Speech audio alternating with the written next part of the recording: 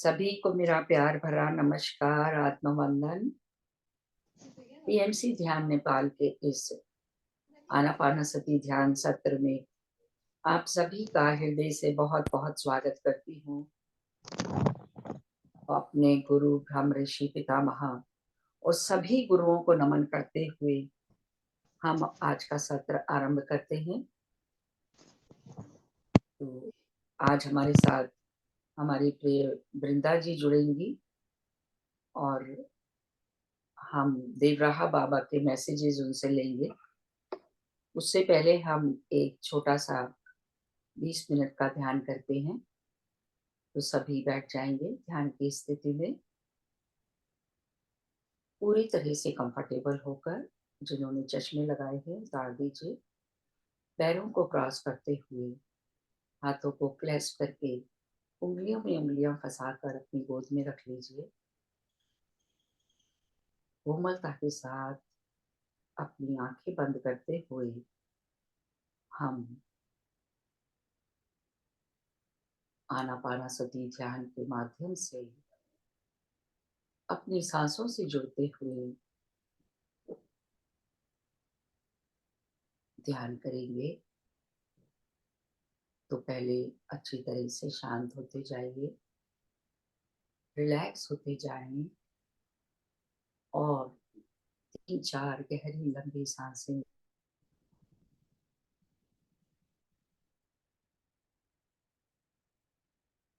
लेंगे तो शांतिपूर्वक नासिका से गहरी लंबी साँस भरें।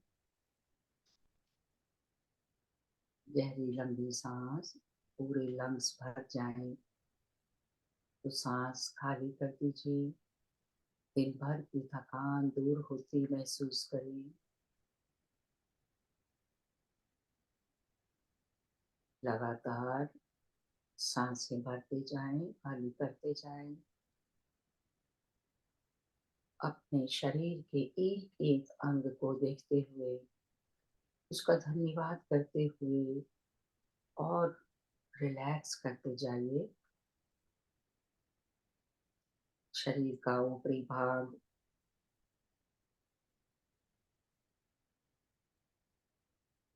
नासिका, आईज, फोरहेड, माथे पर किसी तरह की कोई शिकन ना रहे। Cheeks, chin, jaws, upper jaw, lower jaw, upper lip, lower lips. Relax. गर्दन, गर्दन की मसल्स, दोनों कंधे, किसी प्रकार का कोई तनाव नहीं, ढीले छोड़ दीजिए। दोनों हाथ, हाथों के muscles, joints, elbow joint, wrist joint, 10 उंगलियों के joints relax. Chest muscles, abdominal muscles, अनुभव करें हमारे सभी इंटरनल ऑर्गन्स शांति पूर्वक अपना कार्य कर रहे हैं। चारों ओर शिथिलता,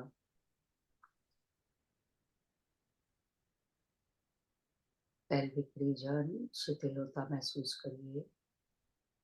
थाई, थाई मसल्स, दोनों घुटने, पिगलियां, एंकल, पैरों के पंजे, टोज, रिलैक्स, रिलैक्स और रिलैक्स।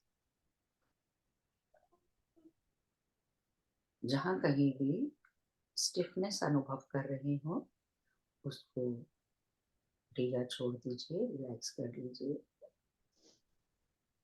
हमारा पूरा शरीर रिलैक्स हो चुका है। धीरे धीरे अपनी सांसें सामान्य होने दीजिए और फिर पूरी जागरूकता के साथ अपनी चेतना नासिकाग्र, नॉस्ट्रिल्स के पास लाते हुए जुड़ जाएंगे अपनी नेचुरल, नॉर्मल, इजी सांसों के साथ। पूरी जागरूकता के साथ पूरे साक्षी भाव से बने रहें और अनुभव करें हर भीतर आती हुई और बाहर जाती हुई सांसों को। जैसे भी जिसकी सांसें आ रही हैं उसमें कोई भी बदलाव ना करते हुए just observe your breath, incoming breath, outgoing breath. जैसा कि भगवान बुद्ध ने बताया कि जब हम अपनी पूरी जागरूकता को अपनी सांसों के साथ जोड़ देते हैं तो हम धीरे धीरे विचारों से दूर होते जाते हैं। हमारा मन विचारों से खाली होने लगता है और इसी अभ्यास के साथ हम एक शून्य अवस्था को प्राप्त हो जाते हैं।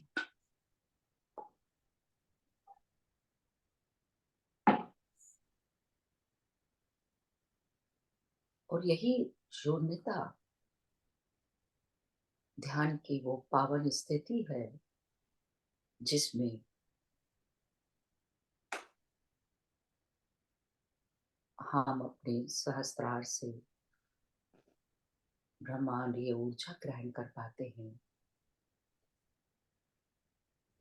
मोस्ट पावरफुल कॉस्मिक एनर्जी, जीवनी शक्ति, हमारी प्राण शक्ति जो पल पल हमें चला रही है वो अपने शरीर में तेजी से ग्रहण कर पाते हैं। यदि कोई विचार आ जाए तो ये फ्लो रुक जाता है। तो ना ही कोई सोच, ना ही कोई विचार, वर्तमान के इन क्षणों में सिर्फ मैं और मेरी सांसें। क्योंकि यही ब्रह्मांडीय ऊर्जा हमारी सभी शारीरिक, मानसिक, भावनात्मक शक्तियों का विकास करती है, हमें सभी व्याधियों से मुक्त कर आनंद पूर्वक जीवन जीने के लिए रास्ता दिखाती है। अपनी एक एक सांस को महसूस करिए, एक एक सांस के प्रति सहज और चेतन बने रहें। भीतर आती हुई सांस, बाहर जाती हुई सांस, अनुभव करें आप और रिलैक्स होते जा रहे हैं। मन विचारों से खाली होने लगा है और शांति गहराती हुई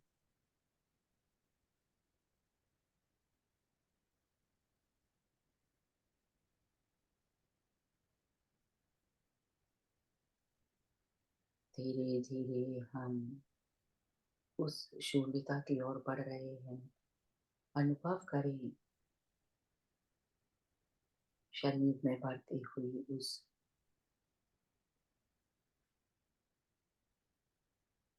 ब्रह्मांडीय ऊर्जा को, ब्रह्म ऋषि पितामह की संपूर्ण चेतना को अनुभव करते हुए जो हमारे साथ ही जुड़ी हुई है। महाअवतार बाबा जी की संपूर्ण चेतना को महसूस करिए। ध्यान में बैठते ही अनेकों दिव्य चेतनाएं हमारे साथ जुड़ती हैं। उन सभी को नमन करते हुए, परम गुरु मंडली के सभी गुरुओं को नमन करते हुए, सभी इष्ट देवी देवता, गणेश जी, हनुमान जी,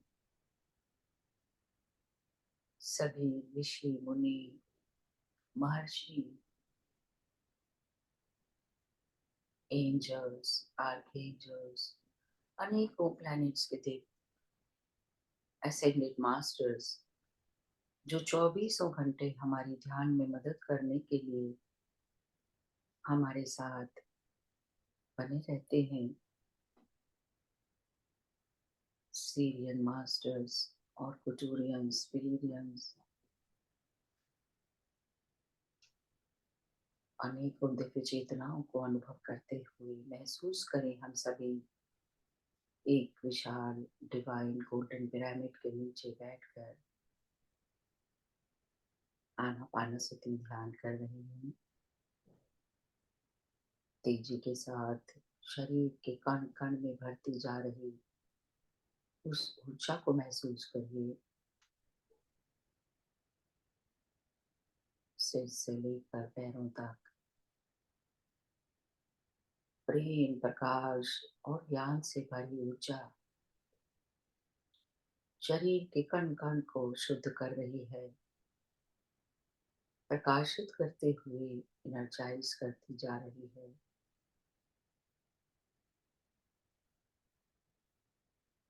सिर्फ और सिर्फ बने रहें अपनी सांसों के साथ। वर्तमान के इन क्षणों में किसी भी और चीज का कोई भी अस्तित्व नहीं, सिर्फ मैं और मेरी सांसें।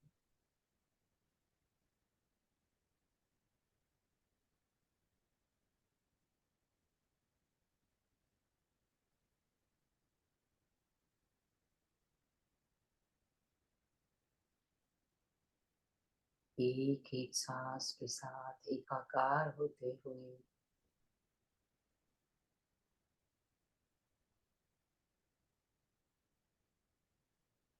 ध्यान की गहराइयों में बढ़ते जाइए। विलीन हो जाए अपने अंतर में। थोड़ी देर के लिए सभी कुछ भुलाते हुए अपनी हर तरह की पहचान, अपना व्यक्तित्व और अपने सक्रिय मन को भी एक तरफ करते हुए लेट गो कर दीजिए।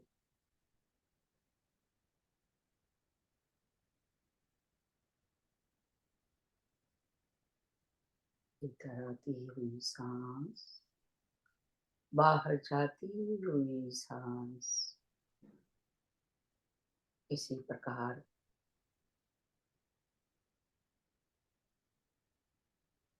अगले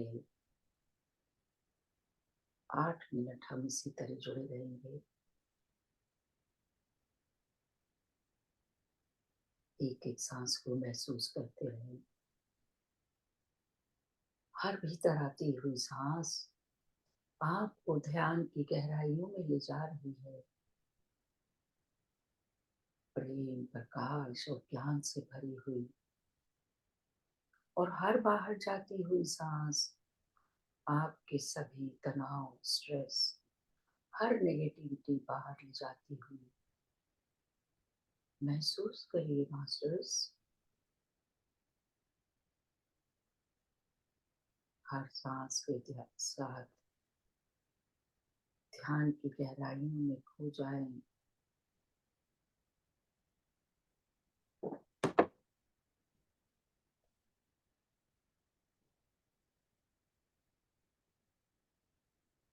एक एक सांस को अनुभव करते हुए हवा के उस तापमान को महसूस करिए।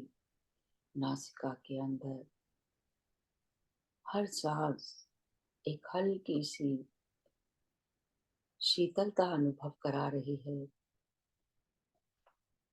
और हर बाहर जाती हुई सांस हल्की सी गर्माहट।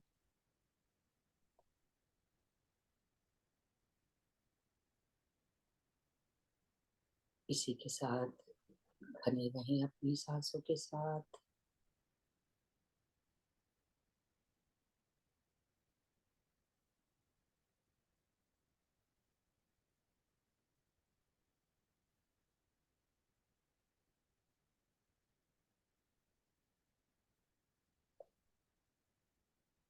भीतर आती हुई सांस, I gotta do the Kick of Destiny again. What? But this time, fans can pick if I'll make or miss. Interesting. And right now, bet $5 and get 200 in bonus bets if you win. Let's do it. Wait, what about him? The FanDuel Kick of Destiny 2 live Super Bowl Sunday. निर्मल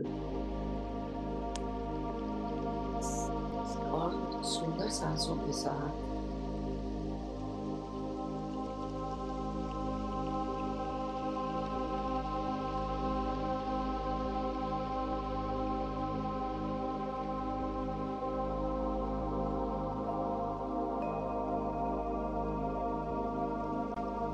अनेक और दिव्य चेतनाओं की ऊर्जा को महसूस करते हुए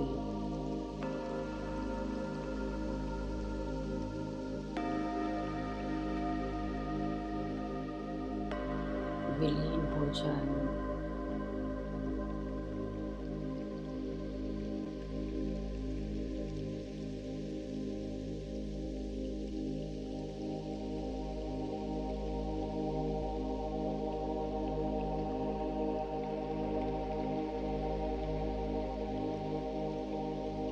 पूरे विश्वास और समर्पण के साथ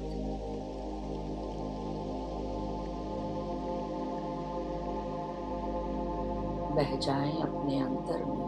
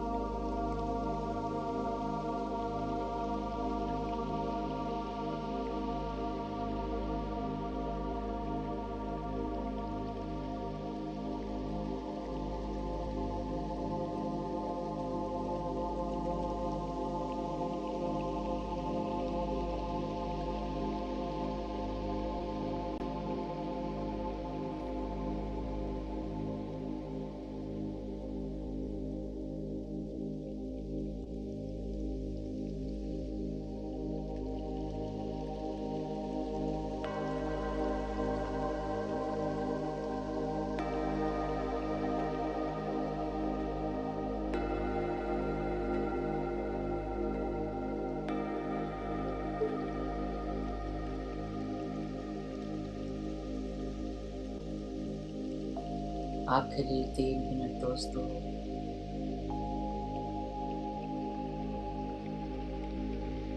एक एक सांस को महसूस करते हुए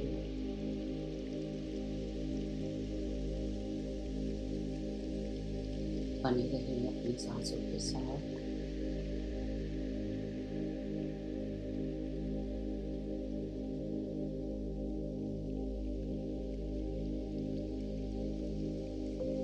पूरी तरह से शून्यता की अवस्था असीम शांति अनुभव करें। अनकंडीशनल लव, करुणा, प्रेम, नम्रता।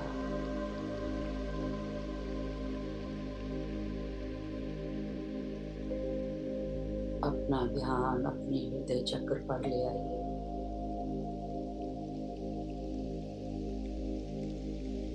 प्राणित होने दें। हम जहाँ भी ध्यान ले जाते हैं वही तेजी के साथ ऊर्जा का प्रवाह। हमारा हृदय वो सेतु है जो हमें परब्रह्म की शक्तियों से जोड़ देता है। महसूस करिए अपने नजदीकियों को उस परमात्मा के साथ।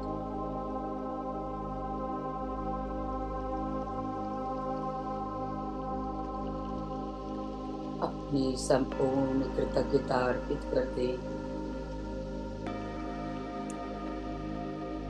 परब्रह्म की शक्तियों को, उस परमात्मा को, उस यूनिवर्स को। ग्रेटिट्यूड करें, धन्यवाद करें अपने सभी गुरुओं का, सभी देवी देवताओं,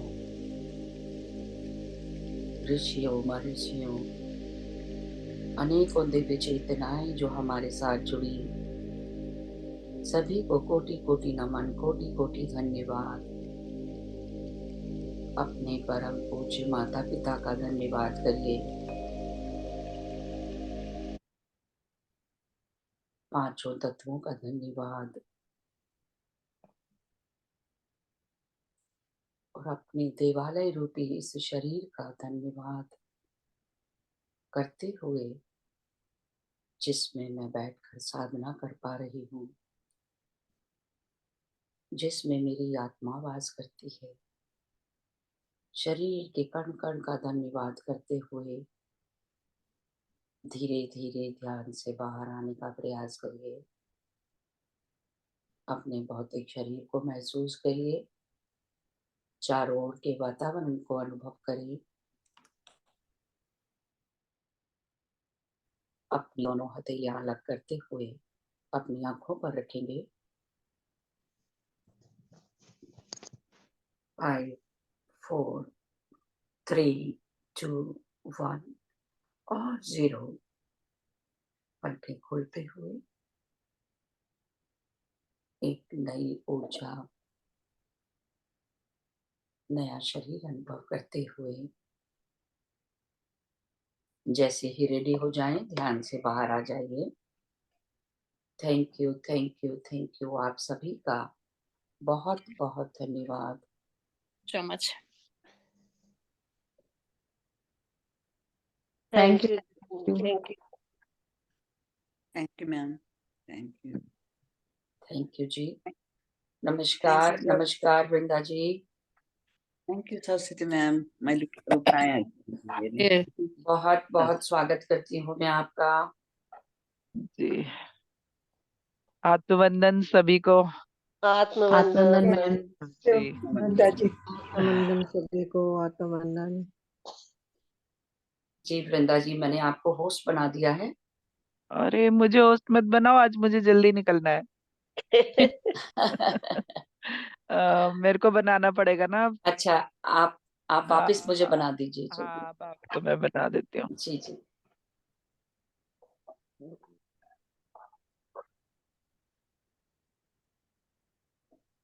बन गए? जी जी, थैंक यू, थैंक यू। आज असल में तो मेरा बेटा अभी आएगा जल्दी थोड़ा, तो इसलिए। अच्छा, ठीक। जी, आप आए, इसका बहुत बहुत धन्यवाद। अरे हृदय इसमें से कुछ नहीं आपका है। आभार। जी वृंदा जी, हम सब लोग बहुत ब्लेस्ड हैं जो आपके माध्यम से इतने बड़ी बड़ी दिव्य आत्माओं के मैसेजेस दे पाते हैं। जी, अभी अभी पता है, मैं उनका शुरुआत का उन्होंने मेरे लिए बोला है थोड़ा सा, तो मैं वही पढ़ रही थी। तो वो जी मुझे बताइए। ना डांट रहे हैं, मुझे मुझे डांट रहे थे, और मुझे बहुत बार डांट पड़ चुकी है इस बारे में। लेकिन फिर भी पता नहीं, उन्होंने यही कहा है कि तुम्हें चुना गया है, तुम ये काम जो कर रही हो तो इसको करो, क्योंकि तुम्हें बहुत हाई एनर्जी से जोड़ा जा रहा है लोगों से, तो इस जन्म में तुम्हारा यही काम है, ये बोला है उन्होंने। फिर उसके बाद उन्होंने बोला कि हाँ आप बताओ क्या सवाल है। तो वही मैं देख रही थी कि आ, तो आज जो देवरहा बाबा है उनके बारे में मुझे लगता है कि शायद लोग जानते होंगे, क्योंकि इस तरफ ये फेमस थे। नॉर्थ की तरफ ना ये बहुत फेमस थे, तो बहुत सारे लोग इनके बारे में जानते हैं। जैसे महातर बाबा जी के बारे में कहा जाता है कि उनका एज का नहीं पता है आज भी, ऐसे ही देवराहा बाबा के बारे में कहा जाता है कि उनकी एज का किसी को नहीं पता है, कि वो 500 साल है, 250 साल है, 900 साल है। सबका अलग अलग वो है कि इतने इतने साल उनकी उम्र रही होगी, क्योंकि जिस भी जैसे कि मैं हमेशा बताती हूँ कि कई लोग प्रकट होते हैं धरती पर, वो जन्म नहीं लेते हैं, वो प्रकट होते हैं अचानक से। तो ऐसे ही उनके भी जन्म के बारे में कुछ भी नहीं पता है किसी को, कि वो कहाँ से आए, क्या उनके कौन पेरेंट्स थे, या उनकी जन्म की डेट क्या है, बर्थ डेट किसी को नहीं मालूम है। तो उनके बारे में सिर्फ जाने की डेट है, और उनके कोई आने की कोई डेट नहीं है। वो देवराहा में रहते थे, और वो अक्सर ज्यादातर नदी के किनारे ही रहते थे। वो वृंदावन में भी जमुना जी के किनारे रहते थे। तो उनका क्या रहने का तरीका था, वो मचान बांध के रहते थे। मचान समझते होंगे आप लोग, ऊंचाई पे, जमीन से ऊंचा, बांसों के ऊपर वो एक मचिया सी, जैसे खेतों में बनाते हैं ना लोग रहने के लिए, जानवरों से रक्षा के लिए। जी। बड़े उसमें बांस वास लकड़ी वकड़ी लगा के अच्छा सा वो बैठने के लायक बनाते हैं। और उसी पे उन्होंने एक झोपड़ी सी बना रखी थी, मतलब बंद कमरा सा छोटा सा बना रखा था, और वो वहीं रहते थे। और वो जो है हमेशा सिर्फ एक मृगशाला सी नीचे पहनते थे, और सिर्फ नहाने धोने के लिए नीचे उतरते थे। और वो खाते भी शायद ये श्रीफल वगैरह थे, वो खाना नहीं खाते थे, मतलब पका हुआ नहीं खाते थे। तो उनके बारे में बहुत सारे है कि जो वो गौ सेवा बहुत करते थे, उसकी वो कहते थे कि गौ सेवा करिए ये, है ना। और 900 साल तक उनकी उम्र बताई गई है। उनके पास बहुत सारी सिद्धियां थी, वो जानवरों की भाषा बहुत अच्छे से समझते थे। और वो इस तरह से समझते थे कि वो किसी कितना भी जंगली जानवर हो उसको फट से काबू में कर लेते थे। और वो 30 मिनट तक पानी के अंदर सांस रोक के रह सकते थे। उनके बारे में बहुत सारे चमत्कार है, जो जैसे कि मैंने कहा कि वो जो है चमत्कार नहीं होते, असल में उस समय की भक्त की उनकी जरूरत होती है, जिसे लोग चमत्कार के रूप में जानते हैं। वो उन्होंने किसी राइटिंग में ही मेरी बताया है। तो इनके बारे में, इनके जो भक्त थे ना, वो बहुत बड़े बड़े नाम थे। इंदिरा गांधी, जवाहरलाल नेहरू, मदन मोहन मालवीय, राजेंद्र प्रसाद।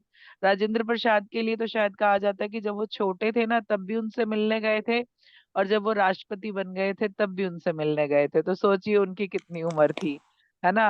तो इस तरह से बड़े नाम है उनके, जो उनसे लोग मिलने आते थे। और इनके चमत्कार भी बहुत सारे हैं, जो आप अगर उनके बारे में देखोगे तो आप उनके बारे में जानने की कोशिश करना।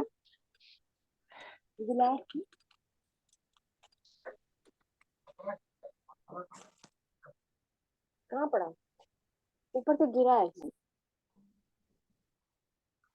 प्लीज अपने आप को प्लीज म्यूट कर म्यूट करते लीजिए। जाइए, वो अपने आप ही ना हो कमल माइक कमल में। कृष्ण जी कौन है, ये इनका माइक है ना। हाँ जी। नहीं, मैंने कर दिया। जी। तो आप अगर उनके बारे में देखेंगे ना, तो आप, मैं जो कहती हूँ ना, हम बहुत गौरवशाली परंपरा से हैं, मैं इसीलिए कहती हूँ क्योंकि हमारे ऐसे ऋषि मुनि संत रहे हैं जिनकी एज ही नहीं मालूम है, जिनकी एज लिमिट कोई पता ही नहीं है कि कब आए और कब कब तक का जीवन है उनका। हजारों साल, 900 साल, सोचिए 900 साल कितने होते हैं, जिनके बारे में कहा जा रहा है। तो ये जो है खाली दूध और श्रीफल, मतलब ऐसी चीजें जो फल के रूप में होती थी, वो वही खाया करते थे। और उनकी जो अंतिम सांस है वो 19 जून 1990 रिकॉर्ड में है। वो उस दिन उन्होंने और सांस ली थी, अंतिम इस शरीर को त्यागा था। और वो योगिनी एकादशी का दिन था, जिस दिन कहते हैं, भारतीय शास्त्रों में कहा गया है कि वो जो है मोक्ष का दिन होता है। जिस दिन अगर आप शरीर उस दिन त्यागते हो तो वो मोक्ष के आप भागीदार बनते हो, ऐसा उनके बारे में कहा गया है। तो उनके जो चमत्कार है वो बहुत सारे हैं। कहते हैं इंदिरा गांधी को उन्होंने लात मारी थी, उसके बाद वो प्रधानमंत्री बनी दोबारा। तो वो जिसको भी पैर से आशीर्वाद देते थे ना, वो बन जाता था। और वो उन्होंने मेरी राइटिंग में ही कहा है कि वो लात मार के कहते थे जा बन जा, दोबारा मत आना। लेकिन लोग जो है वो जब पहले तो मांगने आते थे, फिर बन जाने के बाद उनके दर्शन करने आते थे। तो मतलब वो कहते फिर लोग रुकते ही नहीं थे, लगातार आना जाना वो रखते थे। तो उनकी राइटिंग भी बहुत अच्छी मिली है मुझे। और जो ये सब लोग जो बताते हैं ना, वो हो सकता है बहुत सारी जगहों पे हो, लेकिन जो मुझे मिलता है वो मैं आपको शेयर कर देती हूँ। तो आज जो उनका, पहले तो उन्होंने 8-10 लाइन मेरे लिए ही बोली है, और बस यही कहा है कि हाँ, इस जन्म में तुम्हारा यही काम है, तो तुम ये काम करो अच्छे से। तो मैंने उनसे जो पहला सवाल किया, वो मैंने उनसे पूछा कि देवराहा बाबा का मतलब क्या है। क्योंकि अगर वो देवरिया में मिले थे तो कुछ इस तरह का नाम होता ना, लेकिन उनका नाम देवराहा बाबा था। तो कोई कहता है वो दियरा के पास रहते थे इसलिए उनका नाम दियरा होता है, जो खाली जगहें होती है ना, जैसे नदी के तालाब के किनारे या ऐसे कुछ ऐसा स्पेस होता है जो खाली, जहाँ पे कुछ नहीं होता, उसको दियरा बोलते हैं गांव में शायद। तो वो इसलिए कहते हैं कि कोई उसको इसलिए देवराहा बाबा कहते थे। तो अलग अलग मतलब है, लेकिन जो उन्होंने बताया मुझे, मैंने उनसे पूछा कि देवराहा बाबा का मतलब क्या है, और जो ये रूप है आपका, ये अपना रूप आपने कैसे पाया है, मतलब ये सिद्धि का जो रूप है उनका। तो उन्होंने कहा कि जन्म जन्मांतर तक भटकना हो तो आप अपनी ऊर्जा को समझ नहीं पाएंगे। मीन्स कि जैसे अभी भी हम सब बता रहे हैं बार बार कि भाई आपके अंदर ऊर्जा है, आप जो है दिव्य आत्मा हो, आप परमात्मा का अंश हो, लेकिन कितने लोग समझ पाते हैं, कितने लोग अभी भी भटक रहे हैं, अभी भी नहीं समझ में आता है कि हम अपनी ही पावर को, जो आप बहुत सारी बुक्स आई हुई है, सबकॉन्शियस माइंड की पावर, माइंड की पावर, है ना, आत्मा की पावर, रोशनी, प्रकाश, ये सब आप देखना बहुत सारी बुक्स इस पे लिखी गई हैं। लेकिन फिर भी बहुत कुछ अभी भी लोग नहीं जान रहे हैं, लोग नहीं समझ रहे अपनी पावर को। क्योंकि आप हाँ नहीं करते हो अपनी पावर के लिए, इसलिए वो आप पावर आपकी काम नहीं करती है। जिस दिन आप कहोगे कि हाँ मैं पावरफुल सोल हूँ, उस दिन से आपकी शक्तियां आपको दे दी जाएंगी, और आपका कहा जो आप सोच रहे हो वो सब आपका पूरा होने लगेगा। इसको, क्योंकि यूनिवर्स कहता है कि तुम पहले स्वीकार तो करो कि तुम हो। अगर तुम स्वीकार ही नहीं कर रहे, आप बोल रहे हो नहीं नहीं मैं कुछ नहीं हूँ, नहीं नहीं मैं कुछ नहीं हूँ, है ना, अरे वो तो परमात्मा है, हम तो क्या ही है, हम तो इंसान है, हम तो साधारण है, तो आप अपने लिए ये शब्द यूज करते हो। लेकिन यूनिवर्स कह रहा है कि तुम्हारे अंदर मैं हूँ, मतलब मैं हूँ मीन्स परमात्मा भी है और पूरा ब्रह्मांड भी है। तो आप जब सारा ही कुछ हमारे अंदर है, तो हम बाहर क्या ढूंढ रहे हैं, बाहर क्या ढूंढ रहे हैं ना। तो इसलिए तो हम आंखें बंद करते हैं ना, कि अपनी अंदर की चीजों को हम कनेक्ट कर पाए, उसे पा पाए। लेकिन हम जब भी बंद करते हैं तब तक तो वहीं रहते हैं, लेकिन आँख खुलते ही फिर इस मोह माया में बिजी हो जाते हैं, इस दुनिया में आ जाते हैं। तो वो बाबा जी वही बता रहे हैं कि जब तक आप बाहरी दुनिया में भटकते हो, जब तक आपको समझ नहीं आती है, तब तक आप नहीं जान पाओगे कि आप खुद क्या हो। तो वो कह रहे हैं क्योंकि आप जिस भी चीज से जुड़ेंगे, वही बहुतायत में आपको मिलेगी। मीन्स कि आप जिस भी चीज से की एनर्जी से, जिस भी एनर्जी से जुड़ना चाहोगे, आप देखना कभी आप विश करोगे ना बहुत अच्छी होगी जो आपके लिए, वो बहुत जल्दी पूरी हो जाएगी। और जो आपके फेवर में आपको लग रहा है कि अभी है मुझे ये चीज चाहिए, लेकिन यूनिवर्स को पता है कि आने वाले 5 साल बाद ये आपके लिए अच्छी नहीं है, तो यूनिवर्स कभी कभी वो चीज आपको नहीं देगा, है ना। हमें लगेगा कि अच्छा ये तो मांगी थी मिली नहीं। तो यूनिवर्स ने फ्यूचर देखा है, हमने नहीं देखा है, इसलिए कभी कभी आपकी मांगी हुई चीज उस समय के लिए आपके लिए ठीक नहीं है, इसलिए नहीं मिलेगी। नहीं तो आप जो भी इंटेंशन देंगे, वो कह रहे हैं बहुत याद, मतलब ज्यादा, आपको बहुत ज्यादा वो चीज दी जाएगी जिस भी एनर्जी से आप जुड़ेंगे। तो कह रहे हैं इसलिए आप भी अध्यात्म में जुड़े हैं। इसलिए वो कह रहे हैं कि अगर बहुत ज्यादा आपको कुछ चाहिए, तो भाई स्पिरिचुअलिटी, अध्यात्म सबसे अच्छी चीजें आपको दे सकता है हमेशा। तो वो कह रहे हैं कि इसलिए अध्यात्म से जुड़े। देवराहा बाबा का मतलब तो इसके उच्चारण में ही है। देवराहा बाबा, वो बाबा जो देव रह चुका है, ये उन्होंने मतलब बताया देवराहा बाबा का, कि वो बाबा जो देव रहा है ना, इसलिए उनका नाम देवराहा बाबा है।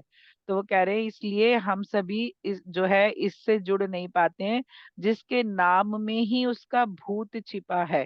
मतलब भूत क्या, मतलब पास्ट, मतलब वो रहे हैं, देव रहे हैं वो। तो वो कह रहे हैं कि जिसके नाम में ही उसका भूत छिपा है, जो खुद ही बता रहा है कि वो देव रह चुका है, पर फिर भी लोग समझे ही नहीं। तो बतावा हम का करी, मतलब वो अपनी यूपी की भाषा बोल रहे हैं फिर। क्योंकि क्या होता है, जो आपका लास्ट बर्थ होता है ना, आप उससे बहुत ज्यादा कनेक्टेड रहते हो। आप अपनी अपनी मैंने आपको लाइफ में बताया कि पास्ट लाइफ कैसे जान सकते हैं।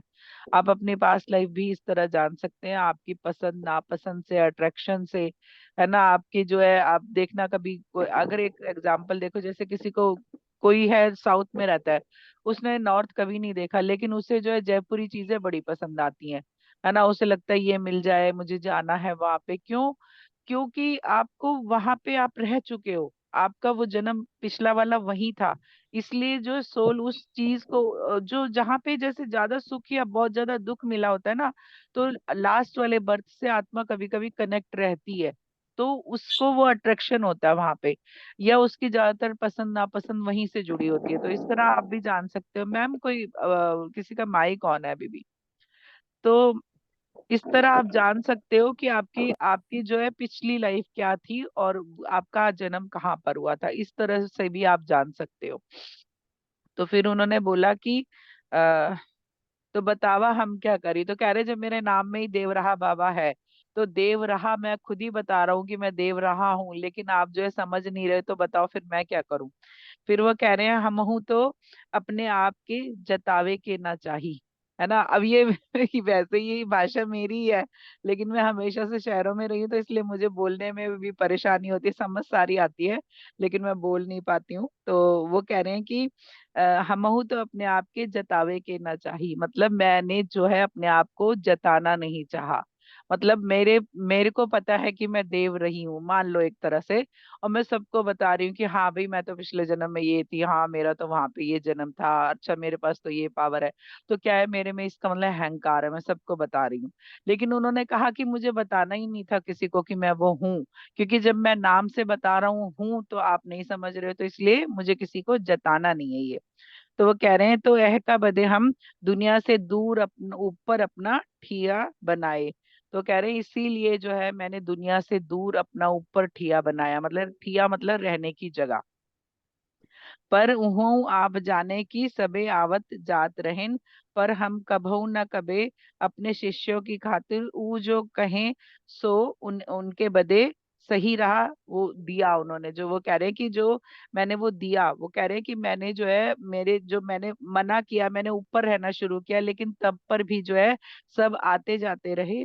और फिर मैंने कह रहे वो कह रहे हैं कि मैंने जो है कभी ना कभी और बहुत बार, मतलब अपने शिष्यों की खातिर जो उनके लिए अच्छा था वो मैंने उनको दिया, है ना।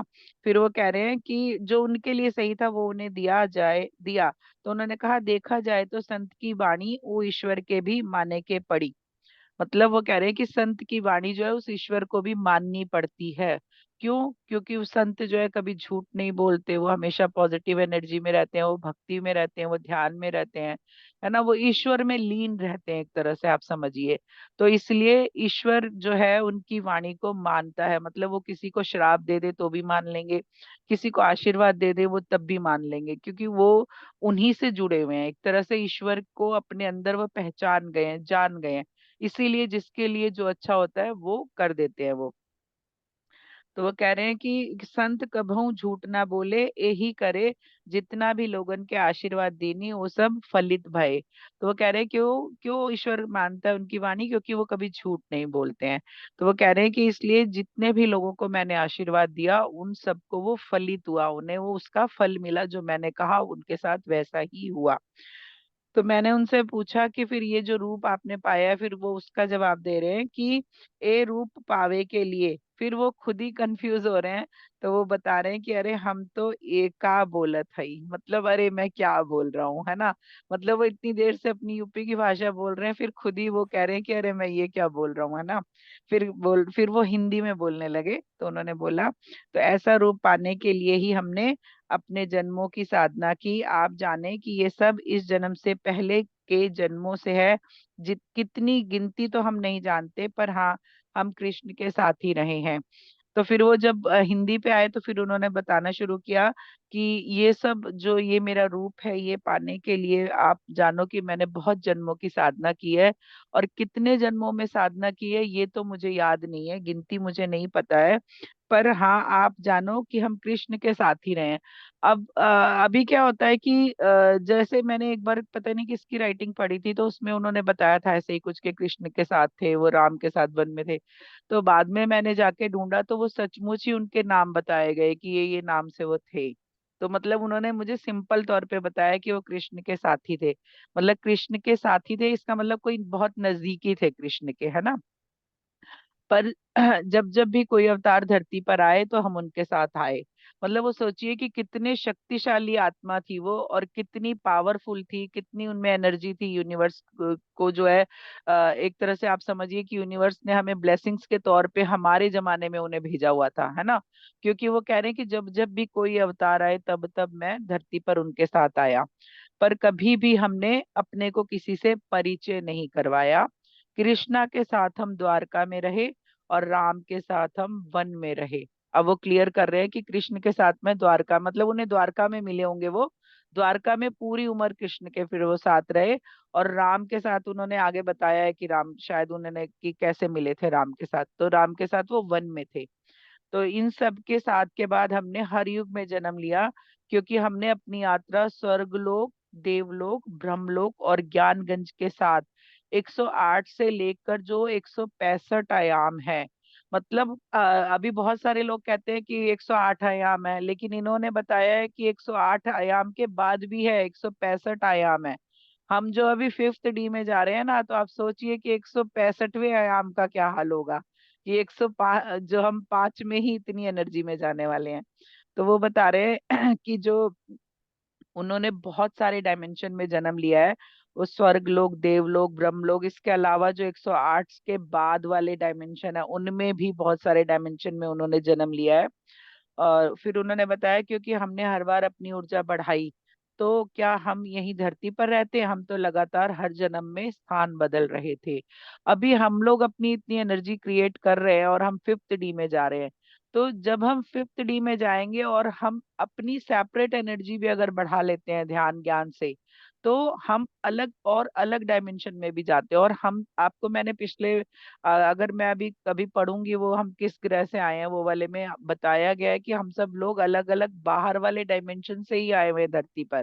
जितने भी लोग ध्यान से जुड़े हैं वो सभी लोग अलग अलग डायमेंशन से धरती पर आए हुए हैं। चाहे वो छोटा बच्चा जुड़ा है, चाहे वो कोई भी उम्र में जुड़ा है, किसी भी एज का है, कोई भी मेल फीमेल है, वो सब जो है दूसरे अदर डायमेंशन वाले लोग धरती पर यहाँ की एनर्जी बढ़ाने और यहाँ सेवा कार्य करने के लिए यहाँ पर आए हुए हैं सभी लोग।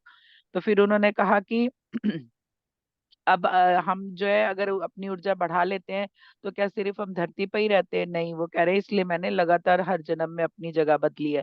मान लो कि वो इस जन्म में अभी धरती पर आए, है ना, 1990 जो उनका एक लास्ट दिन बताया गया है यहाँ पे, तो हो सकता है कि अब वो किसी और डायमेंशन में काम कर रहे हो अपना। तो इस तरह से हम लोग जो भी लोग हैं, जैसे जैसे हमारी एनर्जी बढ़ती है वैसे वैसे हम जो है अपनी डायमेंशन और अपनी जगह भी लोक भी बदलते हैं। क्यों? क्योंकि हम अपने को उस लेवल तक कर लेते हैं। मान लो आज मैंने इस लेवल तक कर लिया कि मैं शिवलोक में जाके रहने लगूं, तो शिवलोक में जब रहने लगूंगी कि एक तो शिवलोक की एनर्जी मेरी काम करेगी, कि वहां पे वो एनर्जी है तो वो मुझे वहां की एनर्जी मिलेगी। और उसके बाद जो है मैं अपनी एनर्जी बढ़ाऊंगी तो हो सकता है किसी और बड़े डायमेंशन में जाऊं या उससे भी ऊंचे किसी डायमेंशन में जाऊं। तो आपको अपनी एनर्जी हमेशा ही बढ़ाने की जरूरत रहती है, और आपको अपनी आत्मा पे काम करने की हमेशा ही जरूरत रहती है।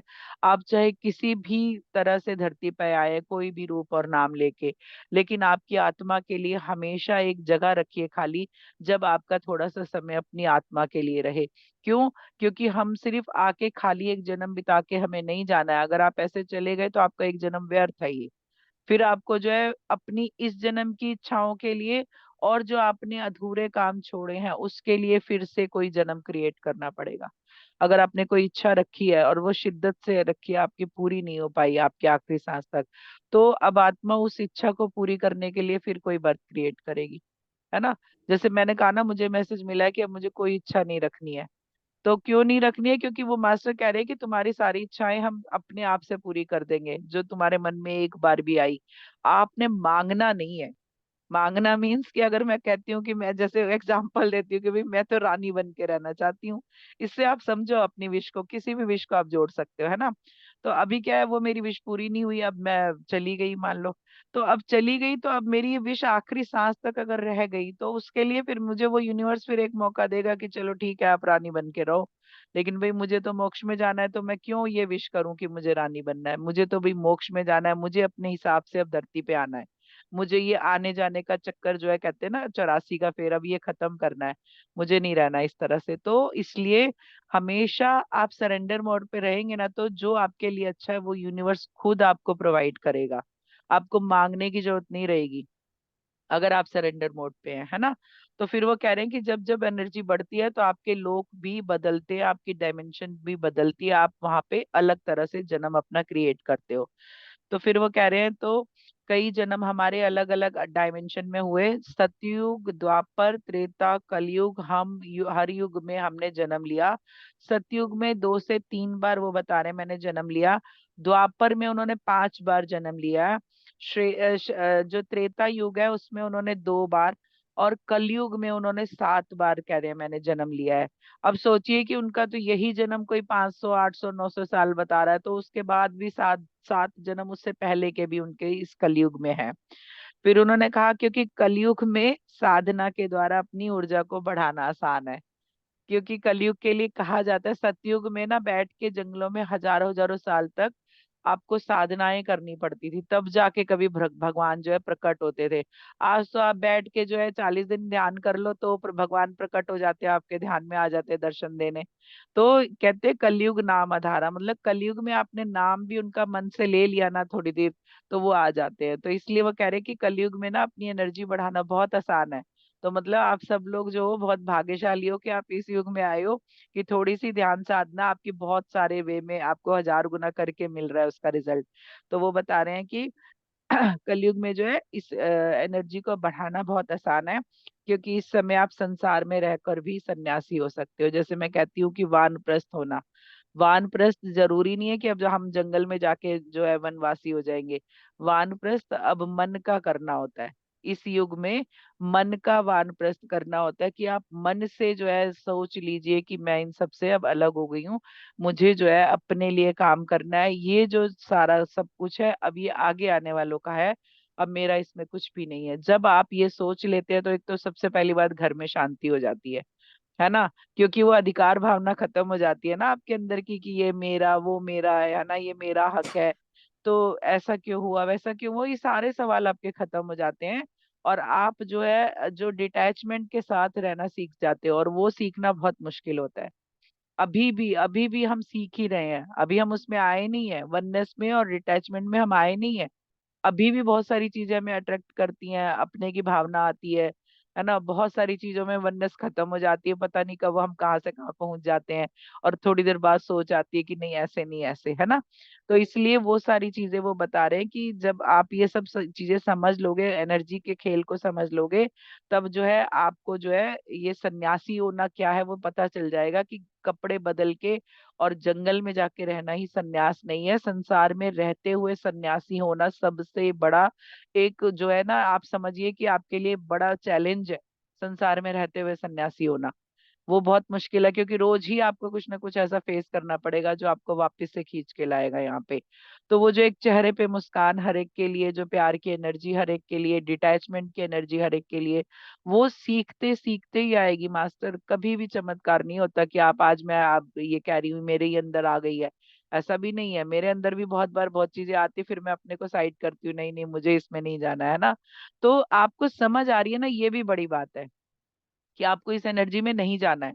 वो भी बड़ी बात है, क्योंकि आपको टाइम पे एकदम जैसे होता है ना, अलार्म बजता है, क्लिक होता है, अच्छा नहीं मुझे यहाँ पे नहीं ये करना। तो वो भी बड़ी बात है। इसका मतलब आप सीखने की स्टेज पे हो, आप लगातार सीख रहे हो, वो भी बहुत जरूरी है। कोई ऐसा नहीं कि आज ही ये बात हुई और कल ही वो आ जाएगा, नहीं होगा, उसमें भी महीनों सालों लगेंगे। तो वो वही बता रहे हैं कि आप संसार में रहकर भी सन्यासी हो सकते हैं। कलयुग की ये महिमा भी है कि अगर आप सन्यासी होने पे आओगे ना, तो फिर वही मैंने कहा ना, रोज ही आपके लिए कोई ना कोई चैलेंज आ जाएगा, एग्जाम आ जाएगा। तो अभी क्या है, हमें वो शब्द भी यूज नहीं करने हैं कि जैसे कोई चैलेंज आएगा, क्योंकि हम जब सरेंडर मोड पे आते हैं ना, उनको बस एक ही शब्द कहना है कि जो मेरे लिए अच्छा है बस वो कर देना। तो आप देखना सब धीरे धीरे आपके फेवर में चीजें होने लगेंगी। तो फिर उन्होंने कहा कि आप जो है संसार में रह के भी सन्यासी हो सकते हैं। फिर वो कह रहे हैं कि जगह जगह अपने आप को परिस्थापित कर सकते हैं। परिस्थापित करना मीन्स उन्होंने शुद्ध हिंदी बोली है, मतलब कि जो पोर्ट करना बोलते हैं ना, यहाँ से वहां जाना। तो वो कह रहे हैं कि आप जो है अपने को, अपने आप जब आपकी एनर्जी बढ़ेगी तब आप पोर्ट कर पाएंगे अपने आप को, जो उस समय के साधु संत किया करते थे कि वो अचानक कहीं से कहीं प्रकट हो जाते थे। तो वो कैसे करते थे, उनकी एनर्जी इतनी हाई हो जाती थी। तो वो कह रहे हैं आप वो भी कर सकते हैं अपनी एनर्जी बढ़ा के। और वो कह रहे हैं फिर हर युग में ये सब इतना आसान नहीं है। कलयुग में आकर आप सभी अपनी ऊर्जा को बढ़ाएं, और जितने भी लोग हमने बोले हैं उनसे आप जुड़ सकते हैं, और कर्मों के द्वारा भी वहां जा सकते हैं। वो कह रहे हैं कि देखिए जो आप जो है ये कलयुग में आप आए हैं ना, तो आप अपनी ऊर्जा को बहुत जल्दी और अच्छे से बढ़ा सकते हैं। फिर वो बता रहे हैं कि और जितने भी लोग मैंने बोले हैं, दो तरह से आप जुड़ सकते हैं उससे। एक तो आप ध्यान की एनर्जी के द्वारा उससे जुड़ सकते हैं, कनेक्ट हो सकते हैं, है ना। दूसरा उन्होंने कहा कि कर्मों के द्वारा भी वहां जा सकते हैं, मतलब अपने कर्म इतने अच्छे रखिए कि आपको, जैसे कहते हैं ना स्वर्ग में जगह, लोग कहते हैं ना अरे वो बड़े अच्छे इंसान थे, उन्हें तो भगवान ने स्वर्ग में ही बुलाया होगा, उन्हें तो स्वर्ग में ही जगह दी होगी। क्यों बोलते हैं, क्योंकि उन्होंने सचमुच इतने अच्छे कर्म किए होते हैं ना। तो वो कह रहे हैं कि कर्मों के द्वारा भी आप जा सकते हो, और आप ध्यान के द्वारा भी वहां पर जा सकते हो। फिर उन्होंने कहा कि कलयुग में जितनी भी बार हमारा जन्म हुआ हमने लंबी आयु ही पाई। फिर अब ये आप सोचिए, यही इनके बारे में क्लियर नहीं है कि कितनी उम्र थी। तो वो कह रहे फिर भी मेरा कितनी भी बार, जितनी 7 बार उन्होंने बताया जन्म हुआ, तो मेरी लंबी उम्र ही हुई। और फिर उन्होंने एक नाम बताया मुझे, जीव नायम है या नापम है या कुछ ऐसी तरह का नाम है। वो बताया उन्होंने कि वो उस रूप में आए थे। और फिर उन्होंने कहा कि जैन धर्म में एक गुरु के रूप में भी वो आए थे, है ना। तो वो दो रूप उन्होंने अपने बताए कि मैं कलयुग में ये दो रूपों में आया हूँ, और 7 जन्म बताए, तो तीसरा रूप ये वाला हो गया जो हम इन्हें जान रहे हैं अभी, है ना।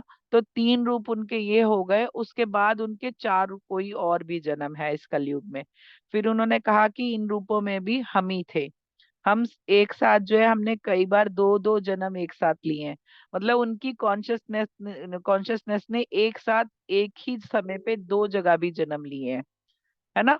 तो फिर वो बता रहे हैं कि देखिए ये बड़ा ही भ्रम में डालने वाला है, पर सिद्ध आत्मा ये कर सकती है।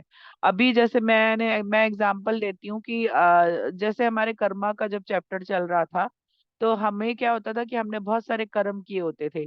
तो हमें अब इतने सारे कर्म हो गए कि एक जन्म में आए वो 10 बराबर करने आए, 20 और बना लिए, फिर 20 बराबर किए तो 20 और बना लिए।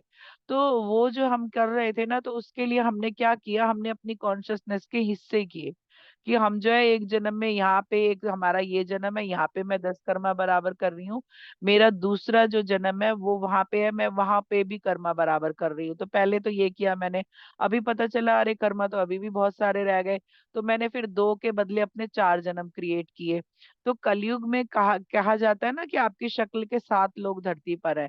तो असल में उसमें भी जब मैं कहती हूँ कि सीक्रेट है, हर एक लाइन में हर एक शब्द में कहीं कहीं सीक्रेट है।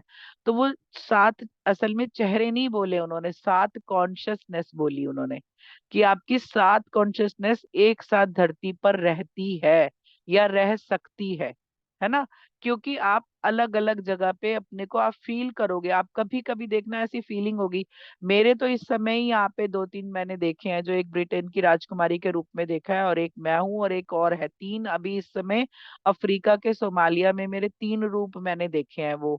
और उसके बाद भी 3 जगह अलग अलग है। तो मतलब मैं ये 3 जगह अपने कर्मा क्लियर कर रही थी। तो आप लोग ये समझिए कि वो जो 7 वाली बात कहते हैं ना, वो इसलिए कहते हैं कि हम 7 जगह जन्म लेते हैं अलग अलग तरह से। तो 7 कॉन्शियसनेस वो बता रहे हैं। तो ऐसे ही वो बता रहे हैं कि मैंने कई बार एक ही साथ 2 जन्म लिए हैं, मतलब एक ही टाइम में 2 जगह मेरा जन्म हुआ है। तो वो इसका मतलब उन्होंने अपनी कॉन्शियसनेस के 2 हिस्से करके 2 जगह जन्म लिया। तो आपकी कॉन्शियसनेस कई हिस्सों में बढ़ सकती है मास्टर, जैसे बहुत बड़े बड़े जो हमारे महान आत्माएं जन्म ले चुकी हैं, जब कहते हैं ना उनकी कॉन्शियसनेस का हिस्सा, जैसे शिव की कॉन्शियसनेस दुनिया में सब जगह है। कोई ऐसी जगह, रेत का एक टुकड़ा भी नहीं होगा जहाँ पे शिव की कॉन्शियसनेस नहीं है। तो आप समझिए कि ये जो कृष्णा है, ये जो राधा है, ये सारे मीरा वीरा, इन सब की कॉन्शियसनेस के हिस्से, बारीक हिस्से, छोटे छोटे हिस्से के जो है किसी की कॉन्शियसनेस में आ सकते हैं। वो पूरा नहीं आएगा। कोई कहेगा राधा का जन्म हो गया, तो नहीं होगा। राधा की कॉन्शियसनेस उस पर्सन में रहेगी थोड़ी बहुत। तो ये बहुत समझना बहुत जरूरी है कि पूरी आत्मा का जन्म किसी में नहीं हो, कहीं नहीं हो सकता। अगर वो जन्म लेंगे तो फिर स्पेशल कोई उनका काम रहेगा, तब वो धरती पर आएंगे। नहीं तो उनकी कॉन्शियसनेस के हिस्सा किसी के अंदर थोड़ा सा आएगा। तो इस तरह से वो बता रहे कि मैंने जो है 2 जन्म एक साथ लिए। फिर वो खुद ही बोल रहे हैं कि देखिए ये बहुत ही जरा भ्रम में डालने वाला है आपके लिए, पर बहुत सारे लोग इस तरह से कर सकते हैं। जो सिद्ध आत्मा है वो ये कर सकती है, क्योंकि वो काया का उपयोग करती है ना। क्यों? अब काया का उपयोग का मतलब यहाँ पे क्या है?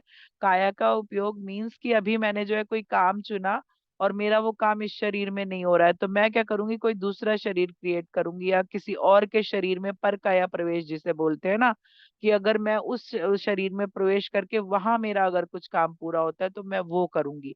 और पर काया प्रवेश भी बहुत बार होता है, बहुत जगहों पे होता है। इवन वो माँ के गर्भ में भी होता है। कई बार क्या होता है, वो माँ के गर्भ में कोई और संतान आई होती है, लेकिन एंड टाइम पे किसी और, जैसे मान लो कि किसी और ने अपना यहाँ कर्मा बराबर करना था, उसकी अचानक वहां पे डेथ हुई, तो उसने तुरंत 1-2 महीने में अपने को क्रिएट कर लिया कि भाई यहाँ पे जो है मुझे मेरे कर्मा बहुत सारे बराबर करने हैं। तो वो जो पहले सोल आई होती है ना, वो तो अपना फिर वो उसको वो हट जाती है, फिर ये जो नई सोल है वो आ जाती है। तो ये तो माँ के पेट में होता है। लेकिन कई बार शरीर में भी होता है कि एक एज के बाद अचानक से कोई चमत्कार होता है, उस बंदे की जो है आदतें बदल जाती है, सोच बदल जाती है, वो पूरा ही बदला हुआ दिखने लगता है। तो आप ऐसा बहुत बार होता है। तो कई बार ऐसे आप समझिए कि वो परकाया प्रवेश के भी मामले होते हैं, कि उसमें कोई अच्छी सोल आ गई और अचानक से उसने काम करना शुरू कर दिया। तो इस तरह से वो कह रहे हैं कि ये सिद्ध आत्माएं ऐसा करती हैं, परकाया प्रवेश। फिर उन्होंने कहा वो जिसे आप परकाया प्रवेश या वॉक इन होना भी बोलते हैं, तो वो हमने भी किया है, मतलब वो उन्होंने भी किया है।